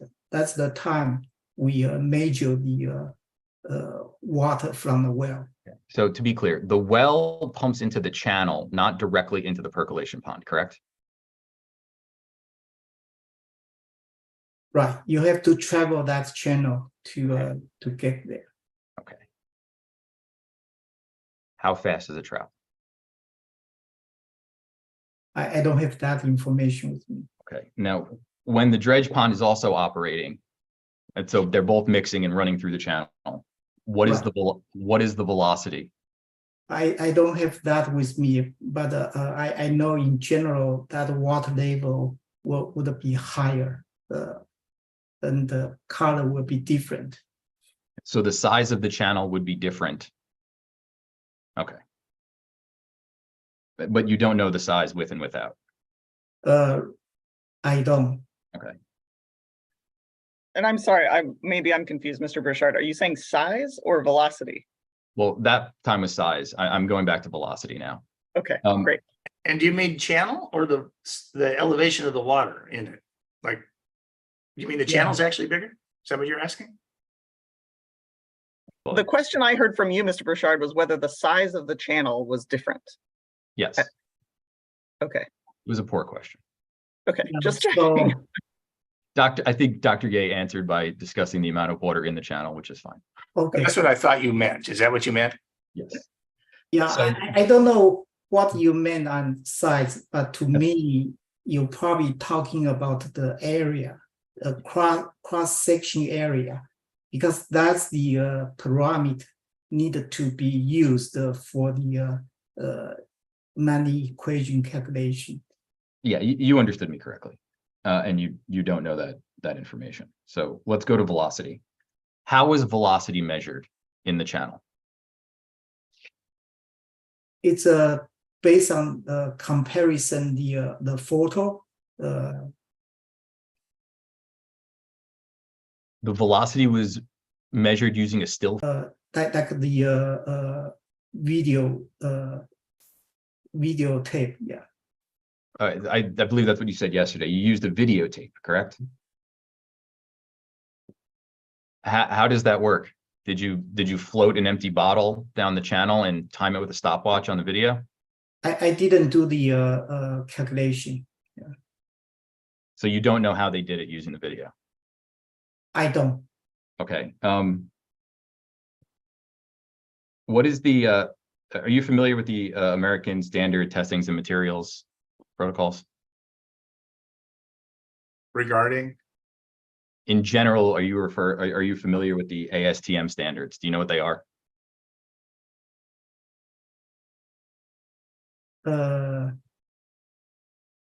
I know those for the groundwater modeling practice, but I don't know which number you're talking about exactly. Do you know what the ASTM standard is for measuring velocity in a channel? Do you have the exactly number, ASTM number? I'm asking you if you know. I don't know. Okay. Do you think that the standard for measuring velocity in a channel is to use a video? I don't know.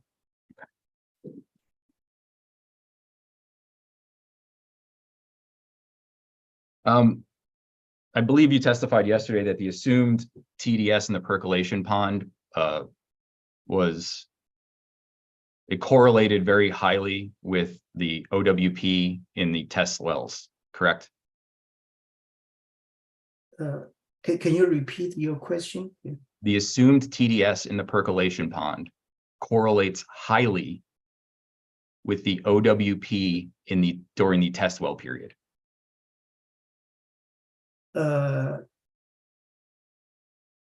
I don't remember if I say correlate highly, but I know it affect the the amount of ocean water percentage or the TDS from the test stand well. The OWP in the test slant well, would you say that it's very sensitive to recharge from the percolation pond?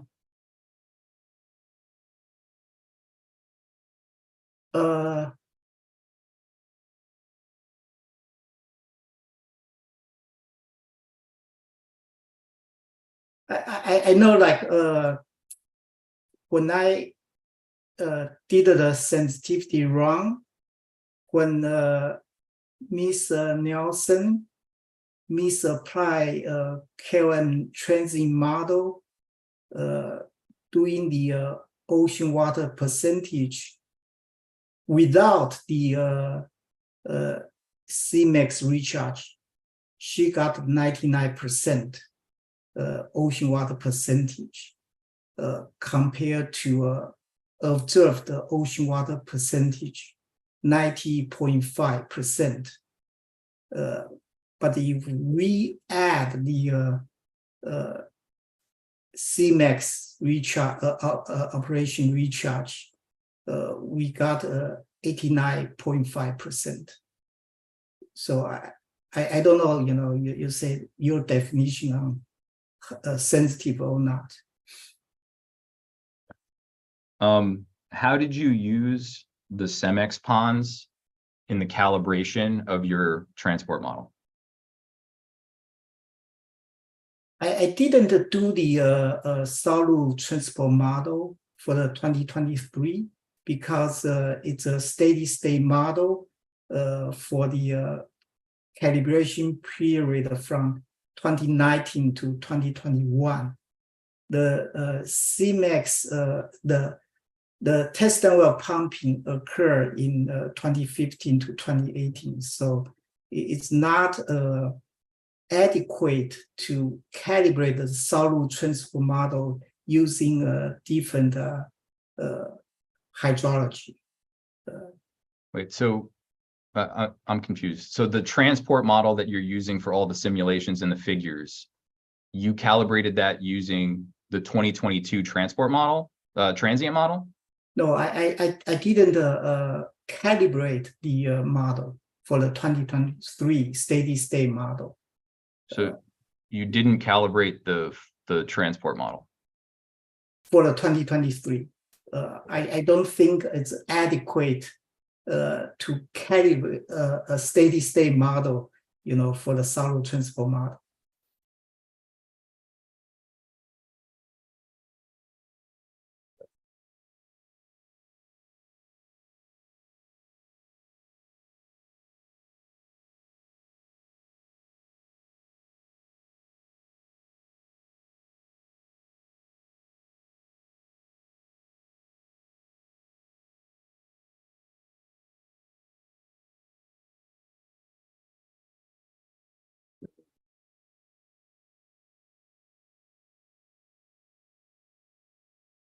Can we go back to CalAm 187?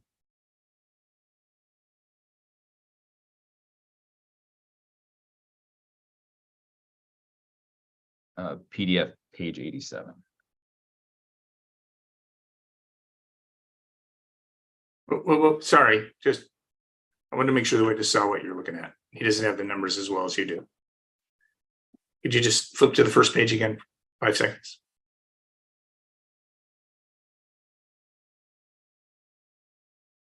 Thank you.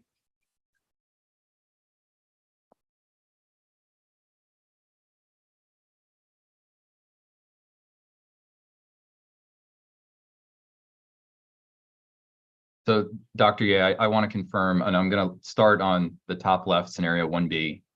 The brown dash line, and it says initial TDS concentrations. That's the initial concentrations as shown in your transport model, correct?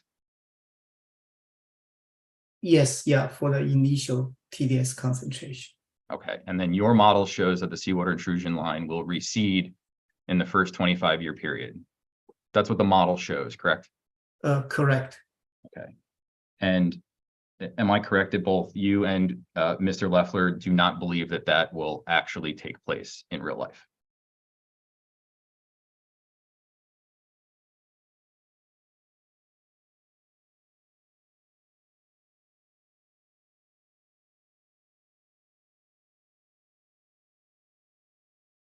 I think as I explained yesterday, there's also the complicating factor of the seawater intrusion front is, first of all, it's really one aquifer, the 180-foot aquifer, and we're dealing with a wedge. And that has evolved over, close to 100 years now to the point where it's at. And that has happened under a variety of pumping conditions and, hydrology, variable hydrology of a transient nature. And the steady state model is taking a narrow snapshot of, relatively short time period, turning that into a steady state model and then running it forward. So I think it's, there's this issue with sort of a transient feature that we're trying to simulate with the steady state model that sort of complicates this, is, in addition to what we discussed earlier today. So just simply, Mr. Leffler, the differential between the brown dashed initial concentration line and the purple 25-year model simulated line, do you think that that's a reliable representation of what will occur over the next 25 years? So again, it's hard to say. I think you'd have to look, you really would need to look at a transient model to sort of compare and evaluate what would happen over the next 25 years, as I think I also explained earlier today. So are you suggesting that none of the transport model simulations are valid for what we're doing? No, I think these transport model simulations are fine for comparing with and without project after a certain period of time, run forward with these models. And really that's their purpose, is to compare with and without the project and how it would change. So if I'm understanding you correctly, it's more reliable to look at the bottom left comparison and see the change, and less reliable to look at the actual extension of the front as it relates to the initial concentrations. So again, I think this is a sort of a complicated situation where we've subdivided this 180-foot aquifer into multiple aquifers, and it's really more of a seawater wedge situation. And so it's, the agency doesn't recognize that there's two separate aquifers. They just recognize that it's one singular 180-foot aquifer, and they define the seawater intrusion front for that aquifer as a whole. Okay. We talked a little bit earlier today about how these models were constructed and how we moved from 2022 transient model to the current steady state model. There was a series of meetings between all of the experts. Is that correct? Correct. Did you attend those meetings? Yes. And there was a discussion as to whether to split the 180-foot aquifer between the upper and the lower, correct? They requested that. We would rather have not done that, but they requested that. And so, we agreed to do that just to try to facilitate, our joint effort. And Mr. Lilly really wanted the models to have as many common features as possible. So Mr. Lilly asked you guys to find consensus, I believe is the word he used, on as many things as possible, correct? Correct. Well, let's try and go with yes and no here. And one of the things that the experts agreed to do in consensus was to separate the 180-foot aquifer into an upper and a lower aquifer, correct? Well, as I described, we agreed to do that. It wouldn't necessarily been our choice to do it that way, but we did it. Okay, we had meetings with Mr. Lilly where you guys explained the issues that you had reached consensus on. You said, we've reached consensus on these issues and this is what we're going to do. That happened, correct? You remember that? Yes. Okay, and one of the things that you expressed to the AHO that the experts had reached consensus on was using an upper and a lower 180-foot aquifer. Is that correct? Correct. Okay, now were you misstating facts at that time? when you told Mr. Lilly that you'd reach consensus? Objection. What facts is he talking about? The consensus?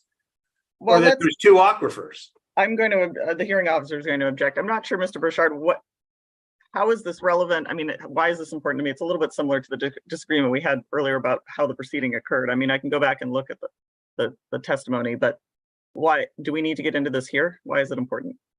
I'm just trying to get straight answers out of Mr. Leffler. There was a consensus to use these layers. There's no doubt about Mr. it. Osias, let's move, Mr. Burchard, let's move forward to the substance of your questioning about the understanding these maps. I think that's more helpful to me, please. Sure. And considering Mr. Leffler wants to use the lower 180-foot aquifer, can we scroll down one page?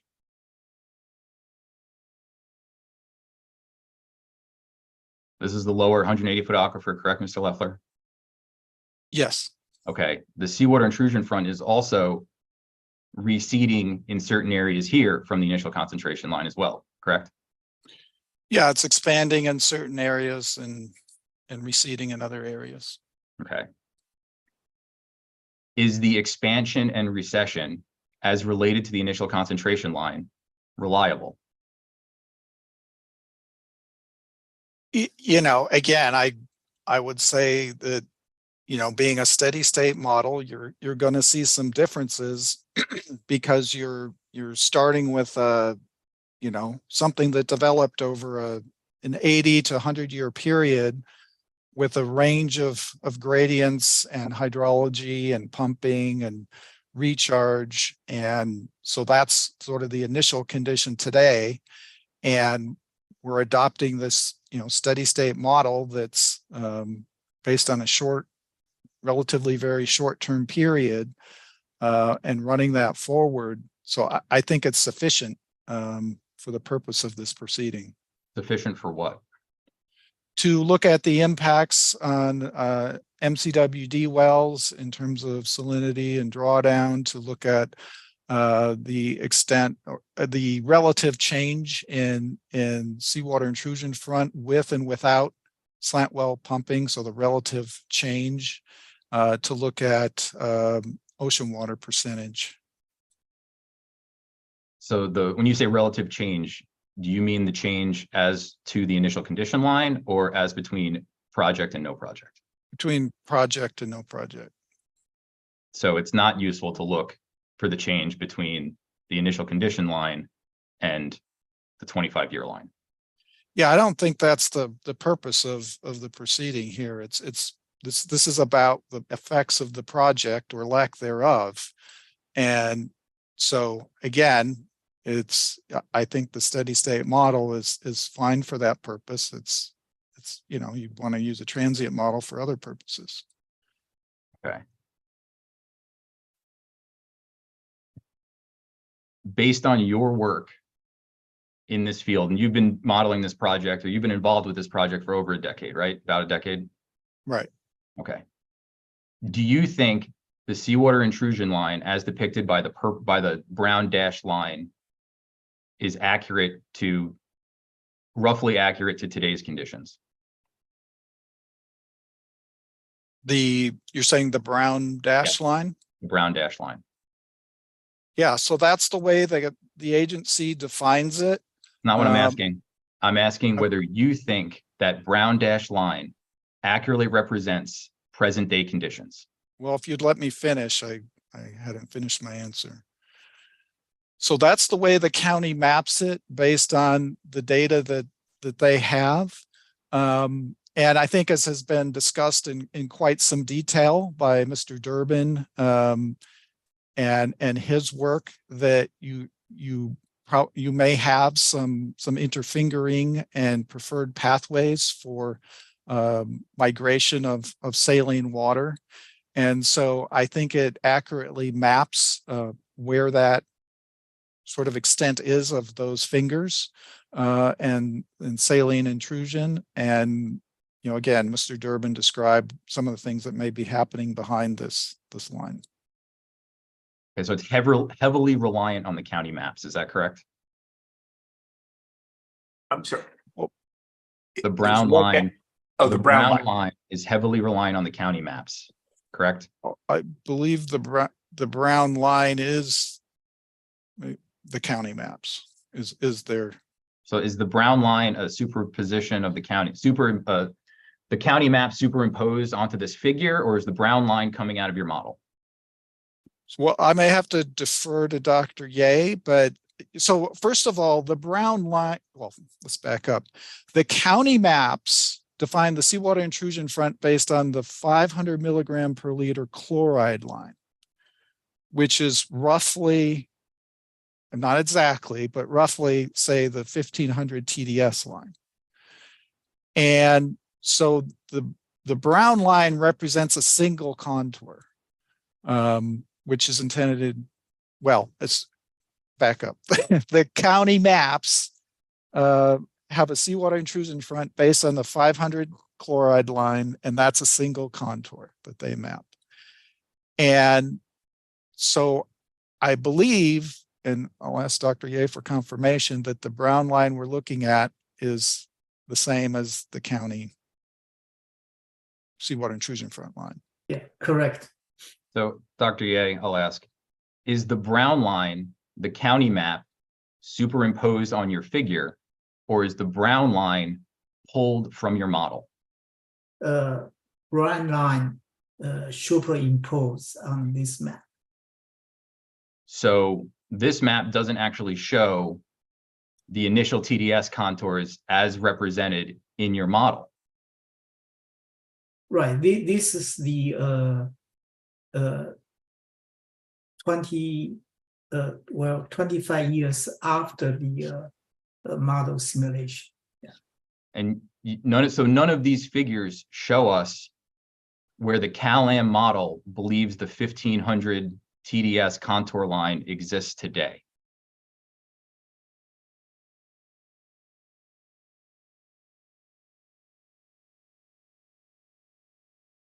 That's the one we used for our model initial TDS concentration. Okay, I'm going to try this again. Do you see the brown dash line in scenario 1B? Yes. Okay. Is that representative of the 1500 TDS contour line in your model? You mean the you mean this after 25 years model simulate? No.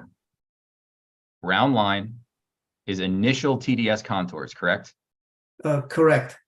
Current conditions, correct? Correct. Is the brown line shown here consistent with the 1500 TDS line as depicted in your model? That's the one used for develop the initial concentration. Yeah. Is that a yes? Yes. Okay, so again, the brown line shows the initial conditions as depicted in your model. What does depicted mean?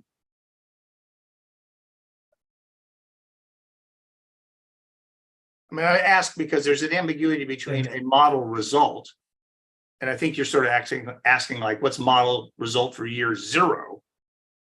Well, it starts versus depicted, meaning it's described and superimposed. And I'm trying to unpack what you're after to understand what the witness is saying too. Are you asking about year 0? I don't know if there's an objection. Yeah, there's an objection, ambiguous. And I try to explain it. Well, let me try to unpack. I think your question, Mr. Burchard, was the way you phrased it was whether the brown line is the line. I think what you said was, is the line as depicted in your model. My understanding of a model is that it's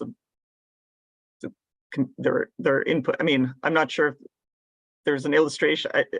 The question is whether the verb depicted makes sense when in reference to a model, and I'm not sure it does or it doesn't. But I think Dr. Ye understood the question, whether it's input. I don't know if it's fair to say input into the model, but maybe input is the right word. Do you think that's right, Mr. Burchard? Input into the model? I think we can say, is the brown line consistent with the 1500 TDS initial contour line in the model?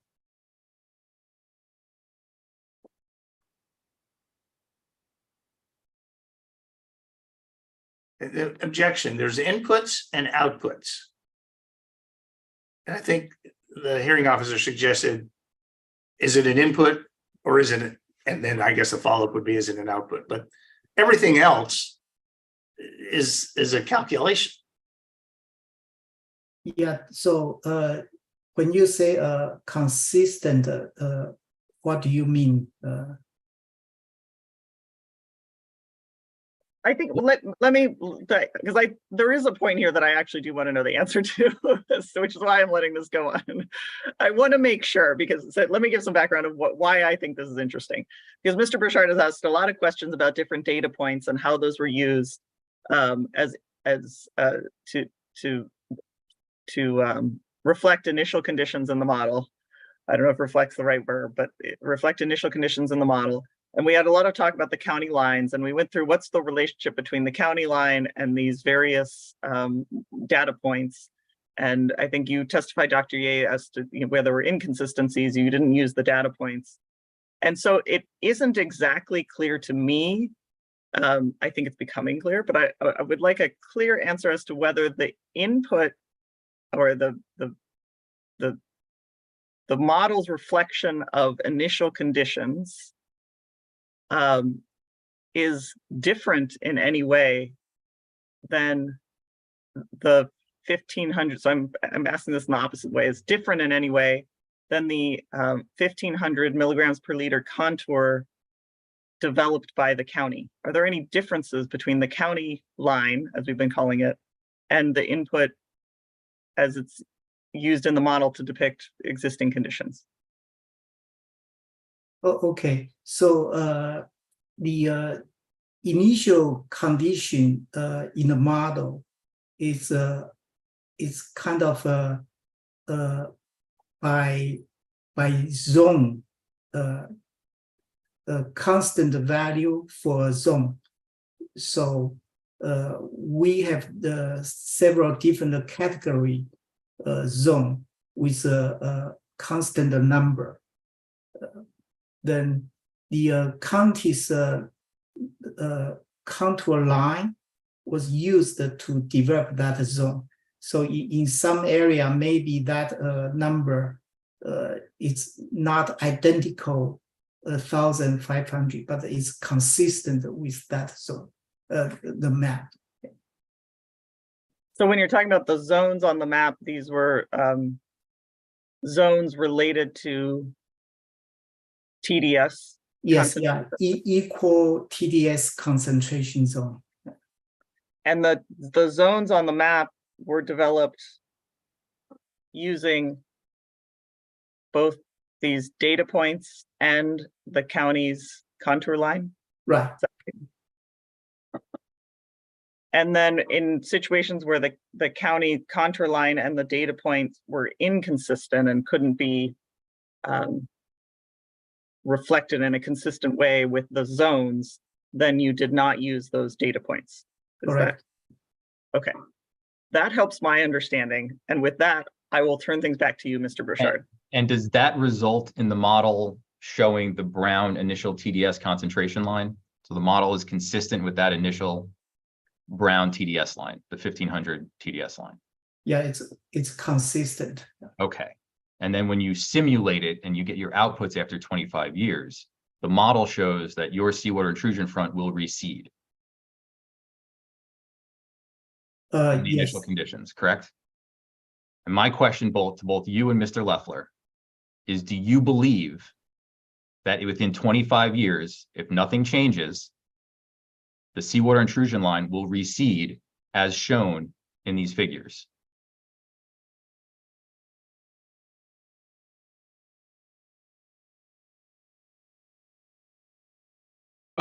Well, again, I would just reiterate that that is really not the purpose of these models, to evaluate that.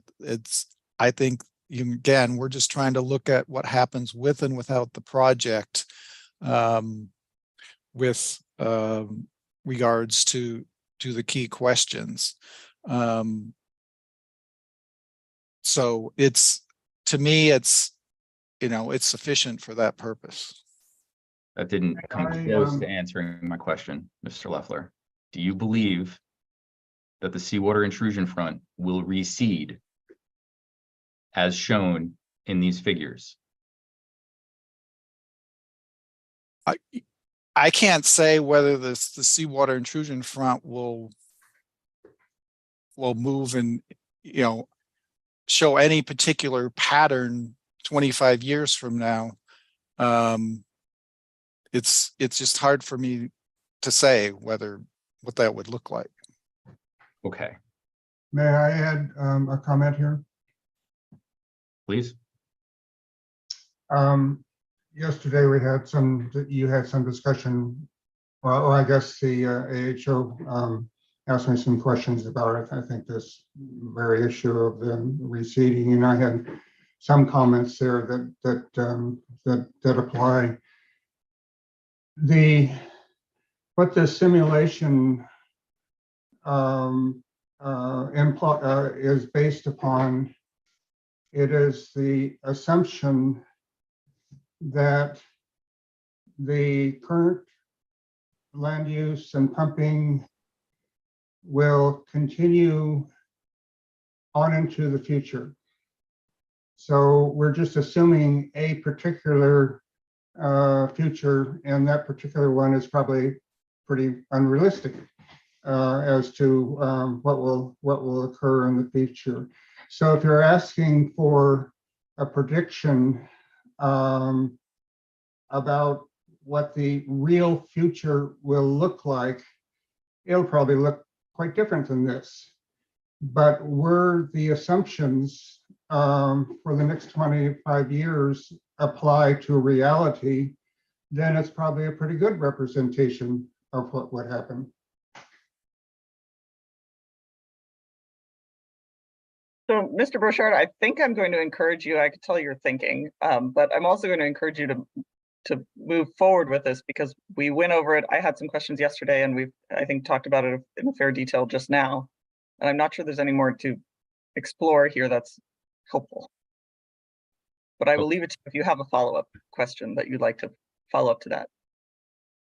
And I'm just trying to get the impression, or I'm trying to figure out whether Mr. Durbin, Mr. Leffler, Dr. Ye believe that the seawater intrusion front will move in the way that's depicted here, or if it's better to say that the comparisons of the with and without project will show the difference in change, but we don't really know exactly where that change will take place in relation to the initial TDS line. Again, I would repeat that if you're wanting to know what actually will happen to the groundwater system, if we were to fast forward in time and then to have and see what conditions are in the future, it won't look anything like this. If the assumptions of the model were to be maintained for the next 25 years, it's a good representation of what likely the conditions would be. And I think that even it's a better, when we compare the with and without project, it's even a better representation of that differential with respect to the project impacts. Okay.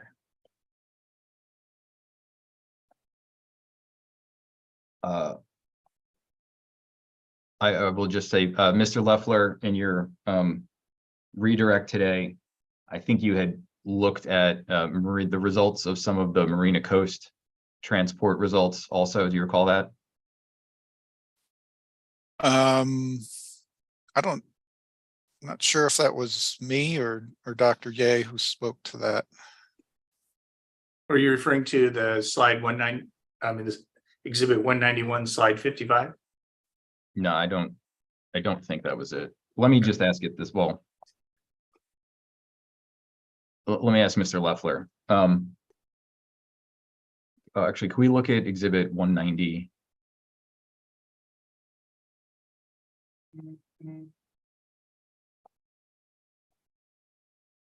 Or it's probably in 191 too, if that's easier. Can we do a quick time check, Mr. Burchard? I think we've been going. It, But quite, I just want to check in on the witnesses too. So do you have an estimate of how much more? 5 minutes. Okay, great.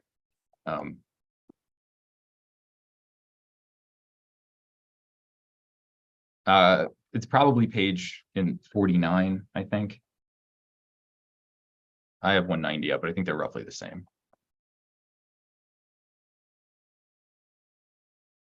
Oh, sorry. 50.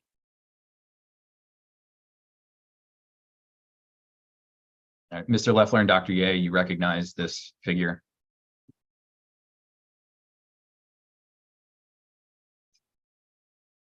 Yes. Okay, you did some analysis regarding cross-boundary flows and water budgets that looks similar to this. Do you recall that in your testimony? Yes. Okay, the seawater intrusion front, you have it depicted as a dark blue line here. Yes? Yes. Is that the Monterey County Water Resource Agency map, the initial TDS concentration from your model, or the 25-year no project model run? Where does that line come from? Can you zoom in on the legend?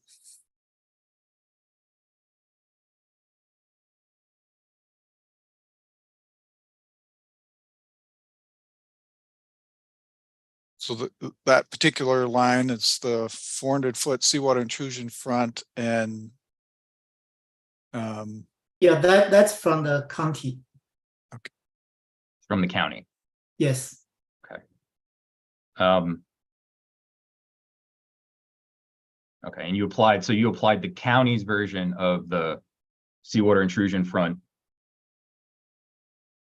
to all of the different layers in doing these calculations.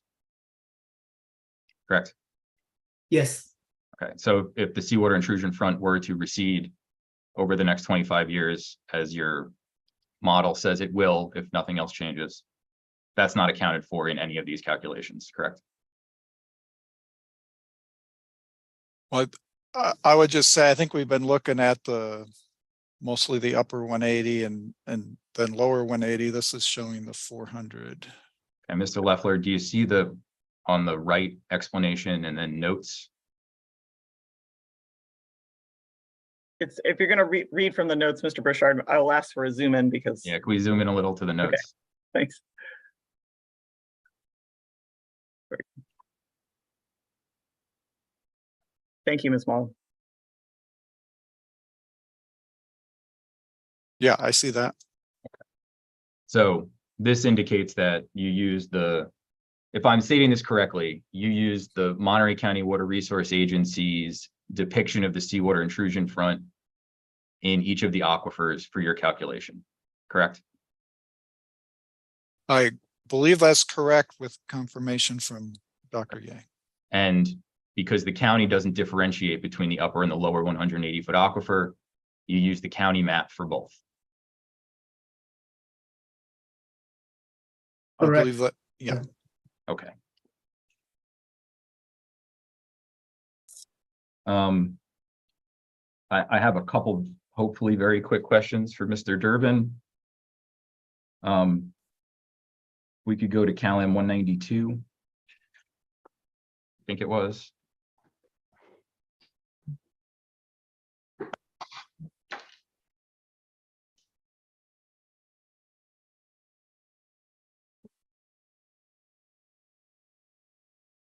Mr. Durbin, these are your summary slides, correct? Yes, Okay. And could we just go to PDF 46 or slide 46? And I'm not going to flip through all of the slides to go in the interest of time, but you testified on a number of slides that look similar to this, depicting the slopes as shown in the different models. Is that right? yes, Okay, and slope is another word for gradient. Correct. Okay. And these, the heads you took to measure these gradients all came from the models, correct? From various models, yes. Okay. One of the two models. Okay. Have you looked at the have you looked into the Marina Coast model and the CalAm flow model? What does that mean? They looked into, I'm not sure what you mean by that. Yeah, it was a terrible question. I'm getting tired too. Would you agree that in both the CalAm and the Marina Coast models that they are under predicting heads along the coast, particularly in the Monterey subbasin?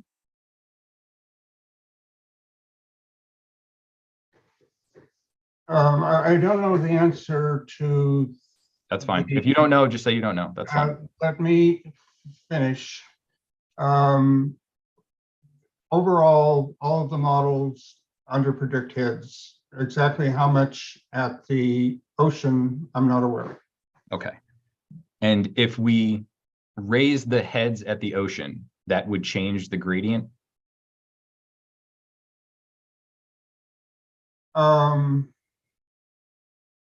You're talking about now a recalibrated model or the ocean rises or In doing the calculation, if I raise the head at the ocean, that changed the gradient.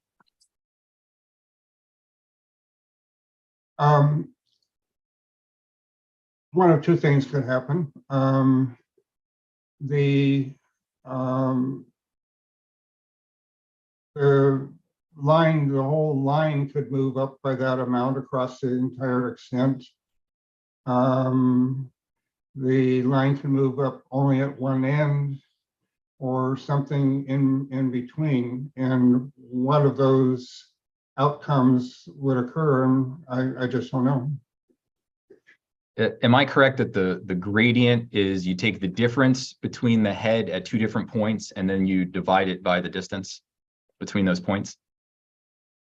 Yes. Mhm. And if I change one of those variables, it will change the outcome. So you're just talking hypothetically that if you have 2 points and 1 point stays fixed and you change the other, that the gradient changes? Of course, yes. Okay.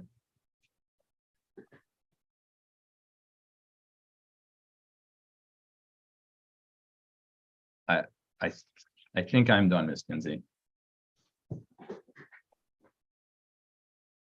You think so? Is that confirmed? I think so.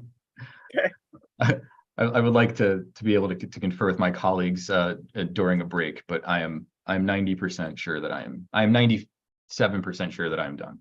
Okay, well, let's, it probably is an appropriate time for a break. Here's what I'm envisioning for the rest of our morning. I think at this point, I'd like to, once we confirm that you're finished with recross, I think I'd like to hear the offer of CalAm's exhibits into evidence, and then I want, if there are objections, that we would at least hear those if there are any arguments, and then if the objections, if I can't rule on them, or I need some additional time to think about them is a better way to phrase it. If I need some time to think about that, then maybe I can do that over the lunch break. So that's what I was thinking for the morning. But if you need another few minutes, Mr. Burchard, should we take 10 minutes to, you can confer with your colleagues and then prepare for, if you need to, CalAm's offer of its exhibits? Does that make sense to you? That would be great. And then Mr. Osias, does that make sense to you? Does that work? Sure. All right, let's take 10 minutes. We'll come back at 11:33. Thank you. Thank you.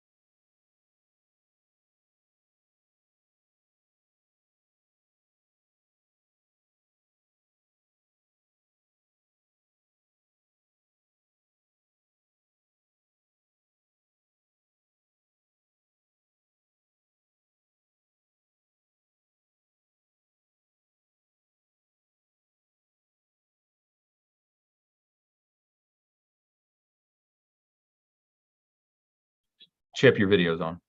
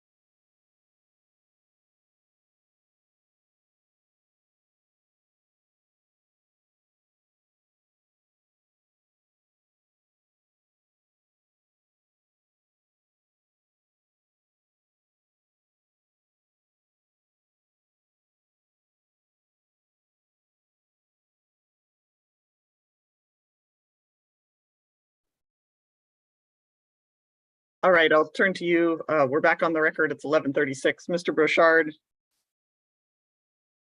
did you confirm whether you have completed your recross of the I have witnesses? two, maybe three more questions. All right. You may go ahead. Thank you. Dr. Ye,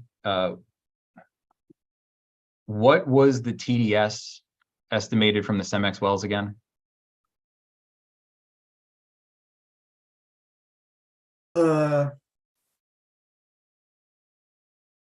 About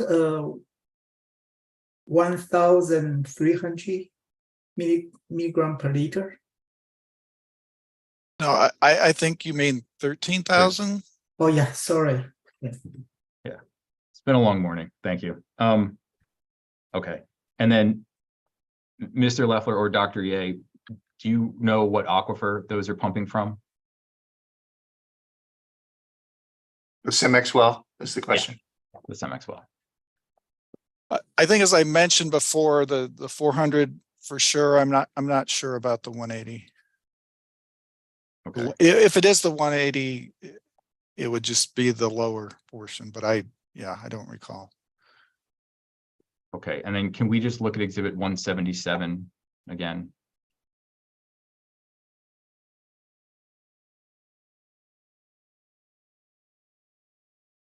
Yeah, can we look at layer 9? Layer 9 is the 400-foot aquifer. Isn't that right, Dr. Ye? Yes. Okay, and can we zoom in on layer 9 a little more? You have some control points where it says CEMEX site. Is that where the CEMEX well is located?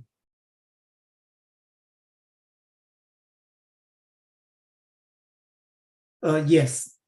Okay, and your model says that those control points have a TDS of between 20,000 and 33,500. Is that correct? I didn't see the legend. If we could just scroll to the right to see the legend, the red and the light red colors. Man, I'm colorblind. What is said brown again? Okay. Yes. Okay, and that is not consistent with the TDS of well water that you use in your calculation to calculate the percolation pond TDS. Is that right? I think the This points. is, go ahead. I think the points that are shown on here are the monitoring wells.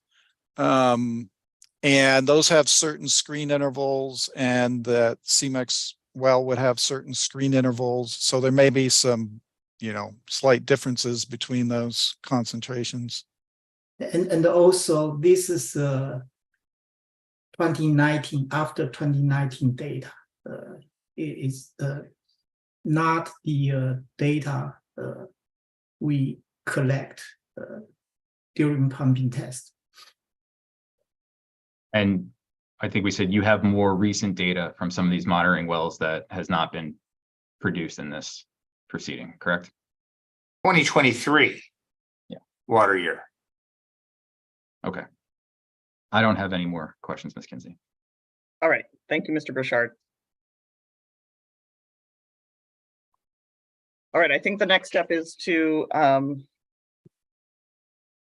consider the offer of CalAm's exhibits, phase 3 exhibits, into evidence. So I'll ask it this way, Mr. Osias, at this time, would you like to move CalAm's phase 3 exhibits, which you identified earlier today, but as I understand are CalAm 172 through 193, and where there are revised versions of the exhibits, the most recently revised version of those exhibits, would you like to move those into evidence?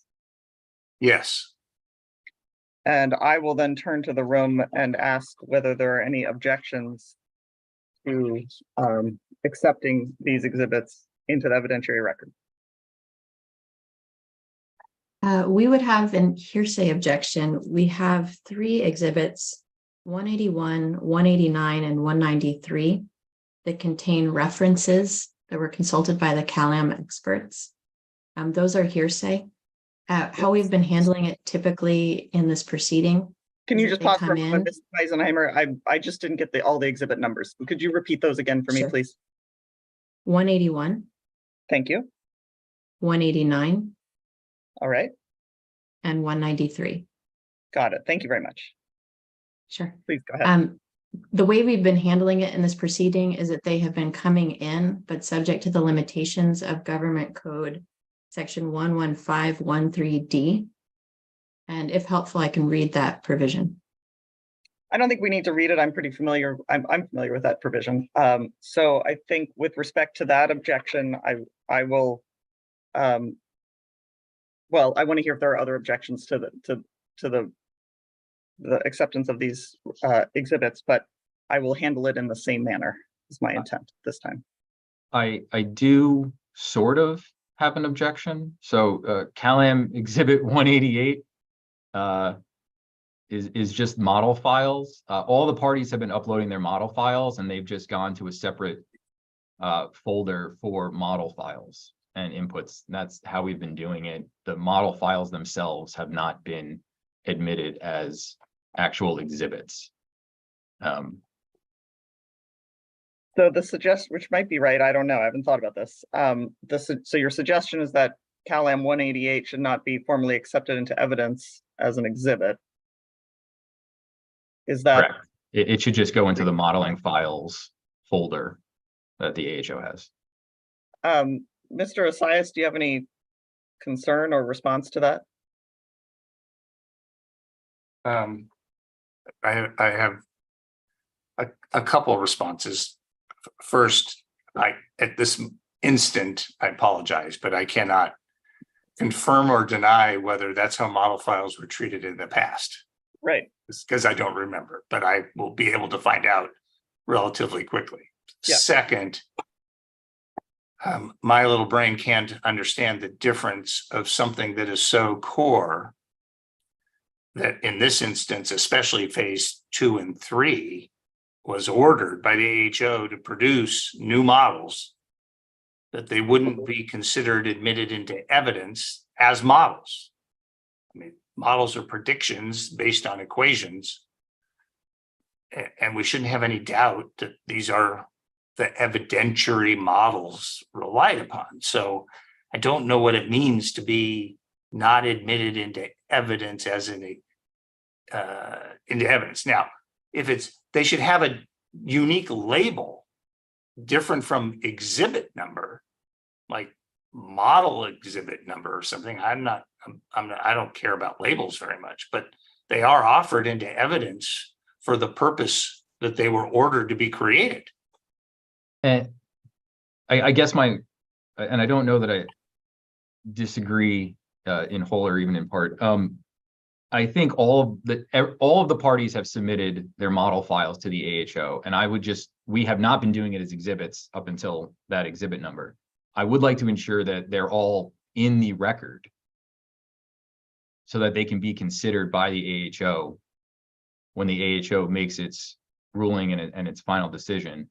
I don't know fundamentally whether 188 being an exhibit or not is fundamentally important. I don't think Mr. Osias is going to be saying in his brief citing exhibit 188 model file, Right. something from the hundreds of files in that, very large zip file. So I would like to ensure that all of the model files are in the record.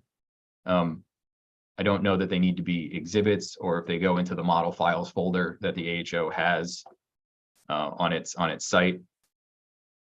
Well, I also think, however we handle this, I did note, I believe CalAm 172 and 173 are also model files.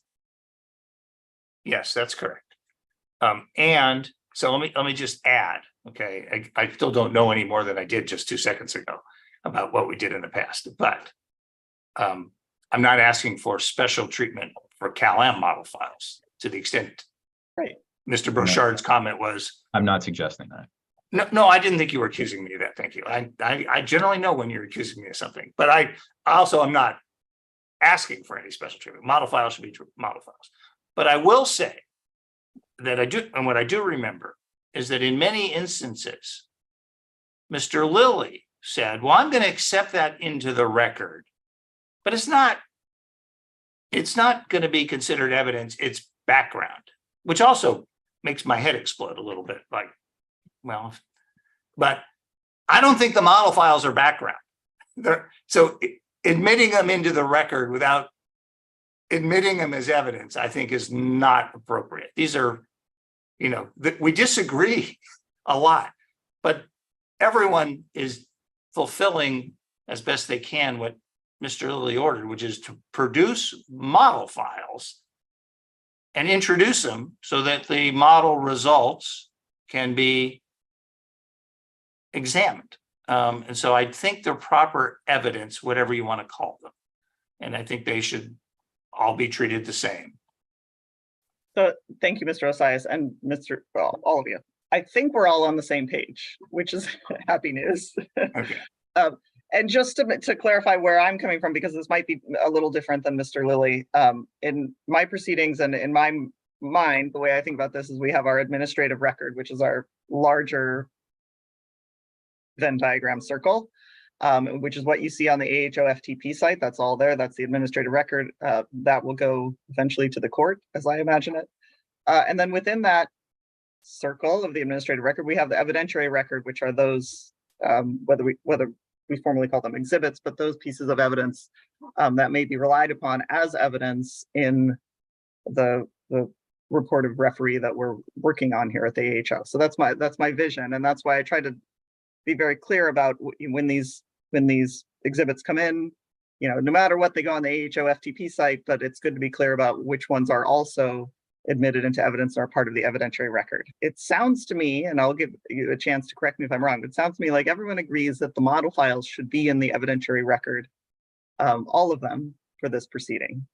And that may not have been formally done in so many words. So what I would propose is that we do that here with respect to CalAM's model files, and then before this hearing is out, we formally do that with respect to the other model files that have come in throughout this proceeding, just to make sure we have a record that they're all in, they're part of the evidentiary record, we can rely on them. That would be my thinking about this, just to be very clear. But I will look first to you, Mr. Osias, then Mr. Brochard, Ms. Meisenheimer, and then anyone else who cares to chime in on whether that seems like an appropriate thing to do. So Mr. Osias, you're first. Yes, appropriate. Great. Mr. Brochard or Ms. Meisenheimer, do you agree? Yes, I would agree. I also, and I had a note here to address it this morning. Like CalAM uploaded its model files. We've been uploading our model files when we do exhibits and stuff, but when I checked earlier this week, not all of them are actually in the model files folder. So we had uploaded, I think, our transport model on August 7th, and I didn't see that. Okay. Those files are in there. So I'll have somebody check we can re-upload them if you'd like, or put an exhibit number on them. However you would like us to handle it. I just want to make sure everything's available for the AHO to review when it makes its decision. I think, yeah, and I don't know that an exhibit number is necessary, just because it will be like in this case where the exhibit number is really with reference, as I understand it, with reference to a whole folder full of files. It's a convenient way to talk about them, but we could also just say CalAM's phase 3 model files or something specific. We will check also. I'll ask my team to check on our end whether we have them and they didn't get moved over or something. Ms. Meisenheimer, did you have anything to add? No, I think from our perspective, as long as things are handled consistently, which it sounds like they will be, we're fine with exhibit numbers or not. Okay. I'll look to the rest of the room. Is there anyone else who would like to chime on this issue of how we clarify that the model files will be part of the evidentiary record? Okay, setting that aside for now, I think where I left it was that I heard the hearsay objection to the admission of CalAM's exhibits. Mr. Brochard, did you have any objection? You raised the model file issue, but do you have any objections to the admission of CalAM's exhibits into the evidentiary record. I guess, and I raised this so earlier with regards to Mr. Durbin's testimony. I had identified slides 39 to 44 as being not representative of either his direct or rebuttal written testimony. I believe 39 to 40 or 41 are references which are in Exhibit 193, which Ms. Meisenheimer's already covered. I'm not gonna, I think those are fine. But slides, I think it's 43 and 44, I would object to. And can you just, for my writing this down, Mr. Durbin's, or Mr. Asais, if you can identify this, Mr. Durbin's slide deck is, which exhibit number is that? 192. 92. Thank you. Mr. Asais, do you have a response to that, or do we need to bring up those slides 43 and 44? Do you have those in front of you? No, I have them memorized, Oh, great. sadly. And I didn't hear the grounds for the objection. Well, Mr. But- Burchard, would you please repeat my understanding of the grounds is that those slides were not reflected in Mr. Durbin's, either his direct or his Right. rebuttal testimony submitted in phase 3. Is that correct, Mr. Burchard? That's correct. And it's not just that the slides weren't pulled from the testimony. I understand, Mr. Asai, say you can make new slides under certain circumstances, but the testimony provided about those slides also, I don't think is representative of Mr. Durbin's written or rebuttal testimony. So there are certain, okay, so my response would be, we're allowed to have new material in response to material coming in on rebuttal. And slides 43 and 44, if I have my numbers right, are a assemblage of prior figure 1 from CalAM exhibit 158.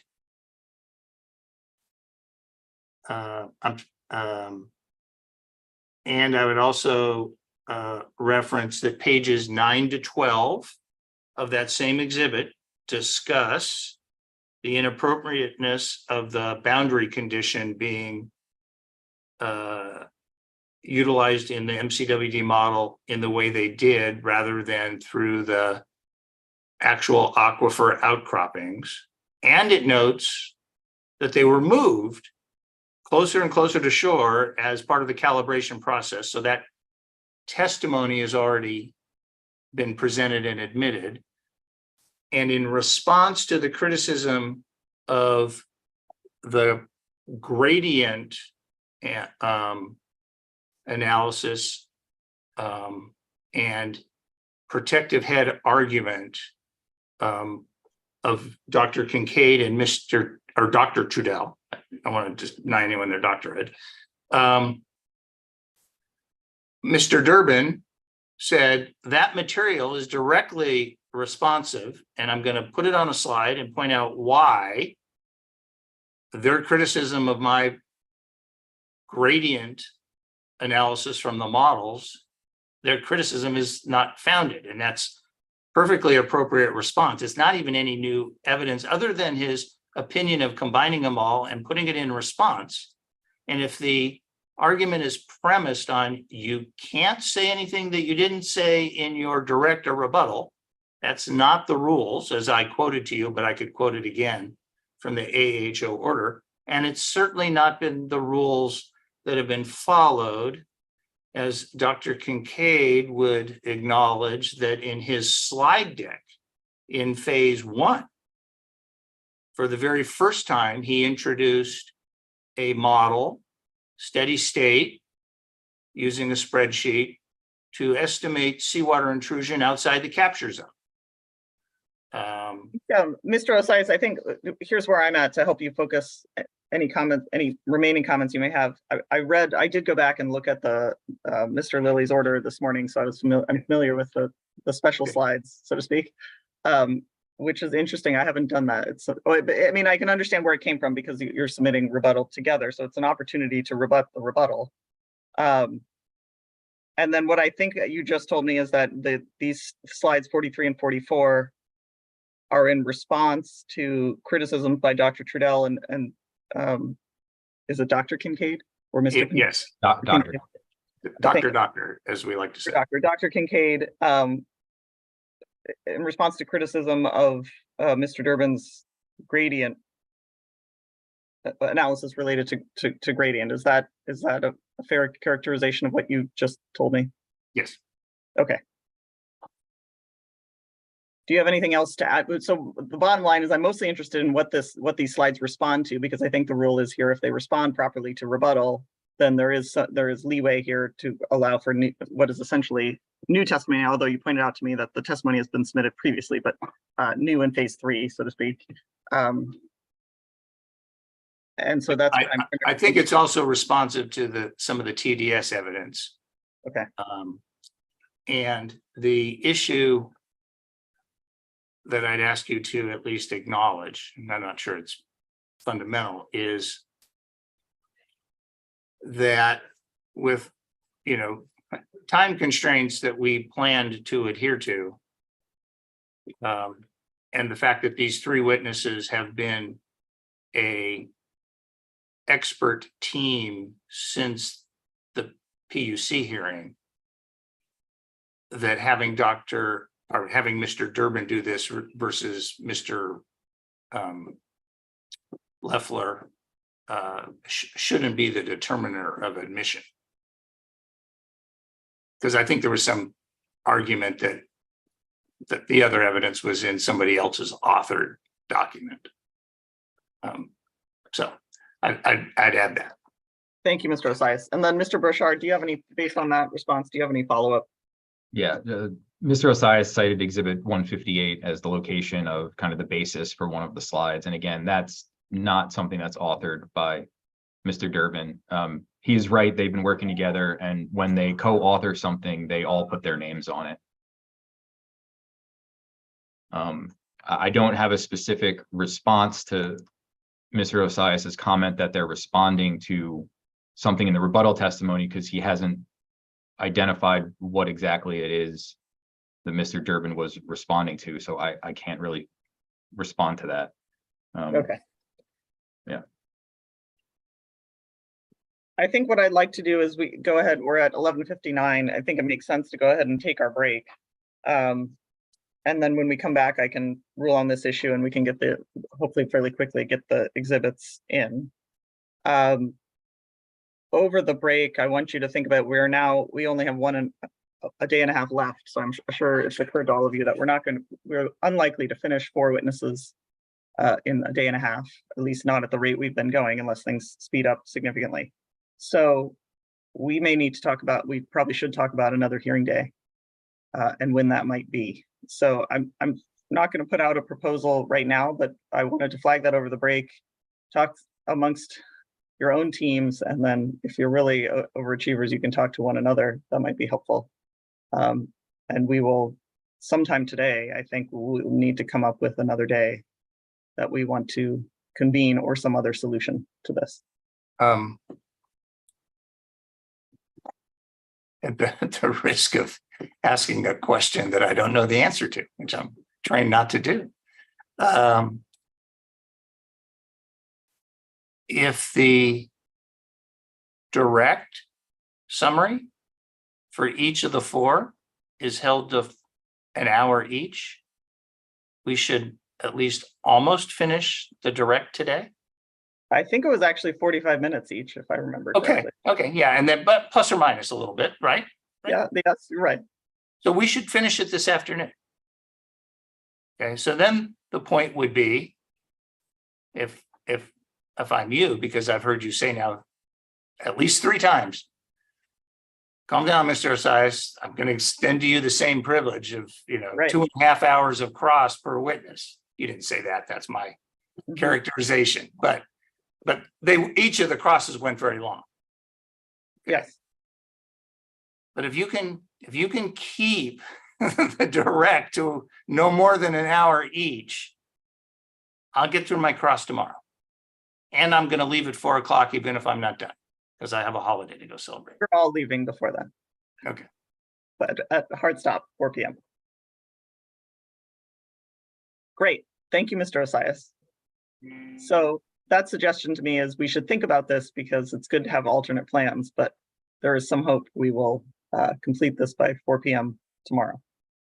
With that, I think we should stop talking and go. I have one piece of good news. My associate has confirmed that now not only are all the correct revised Cal-Am exhibits in the right spot, but all the superseded ones have been removed.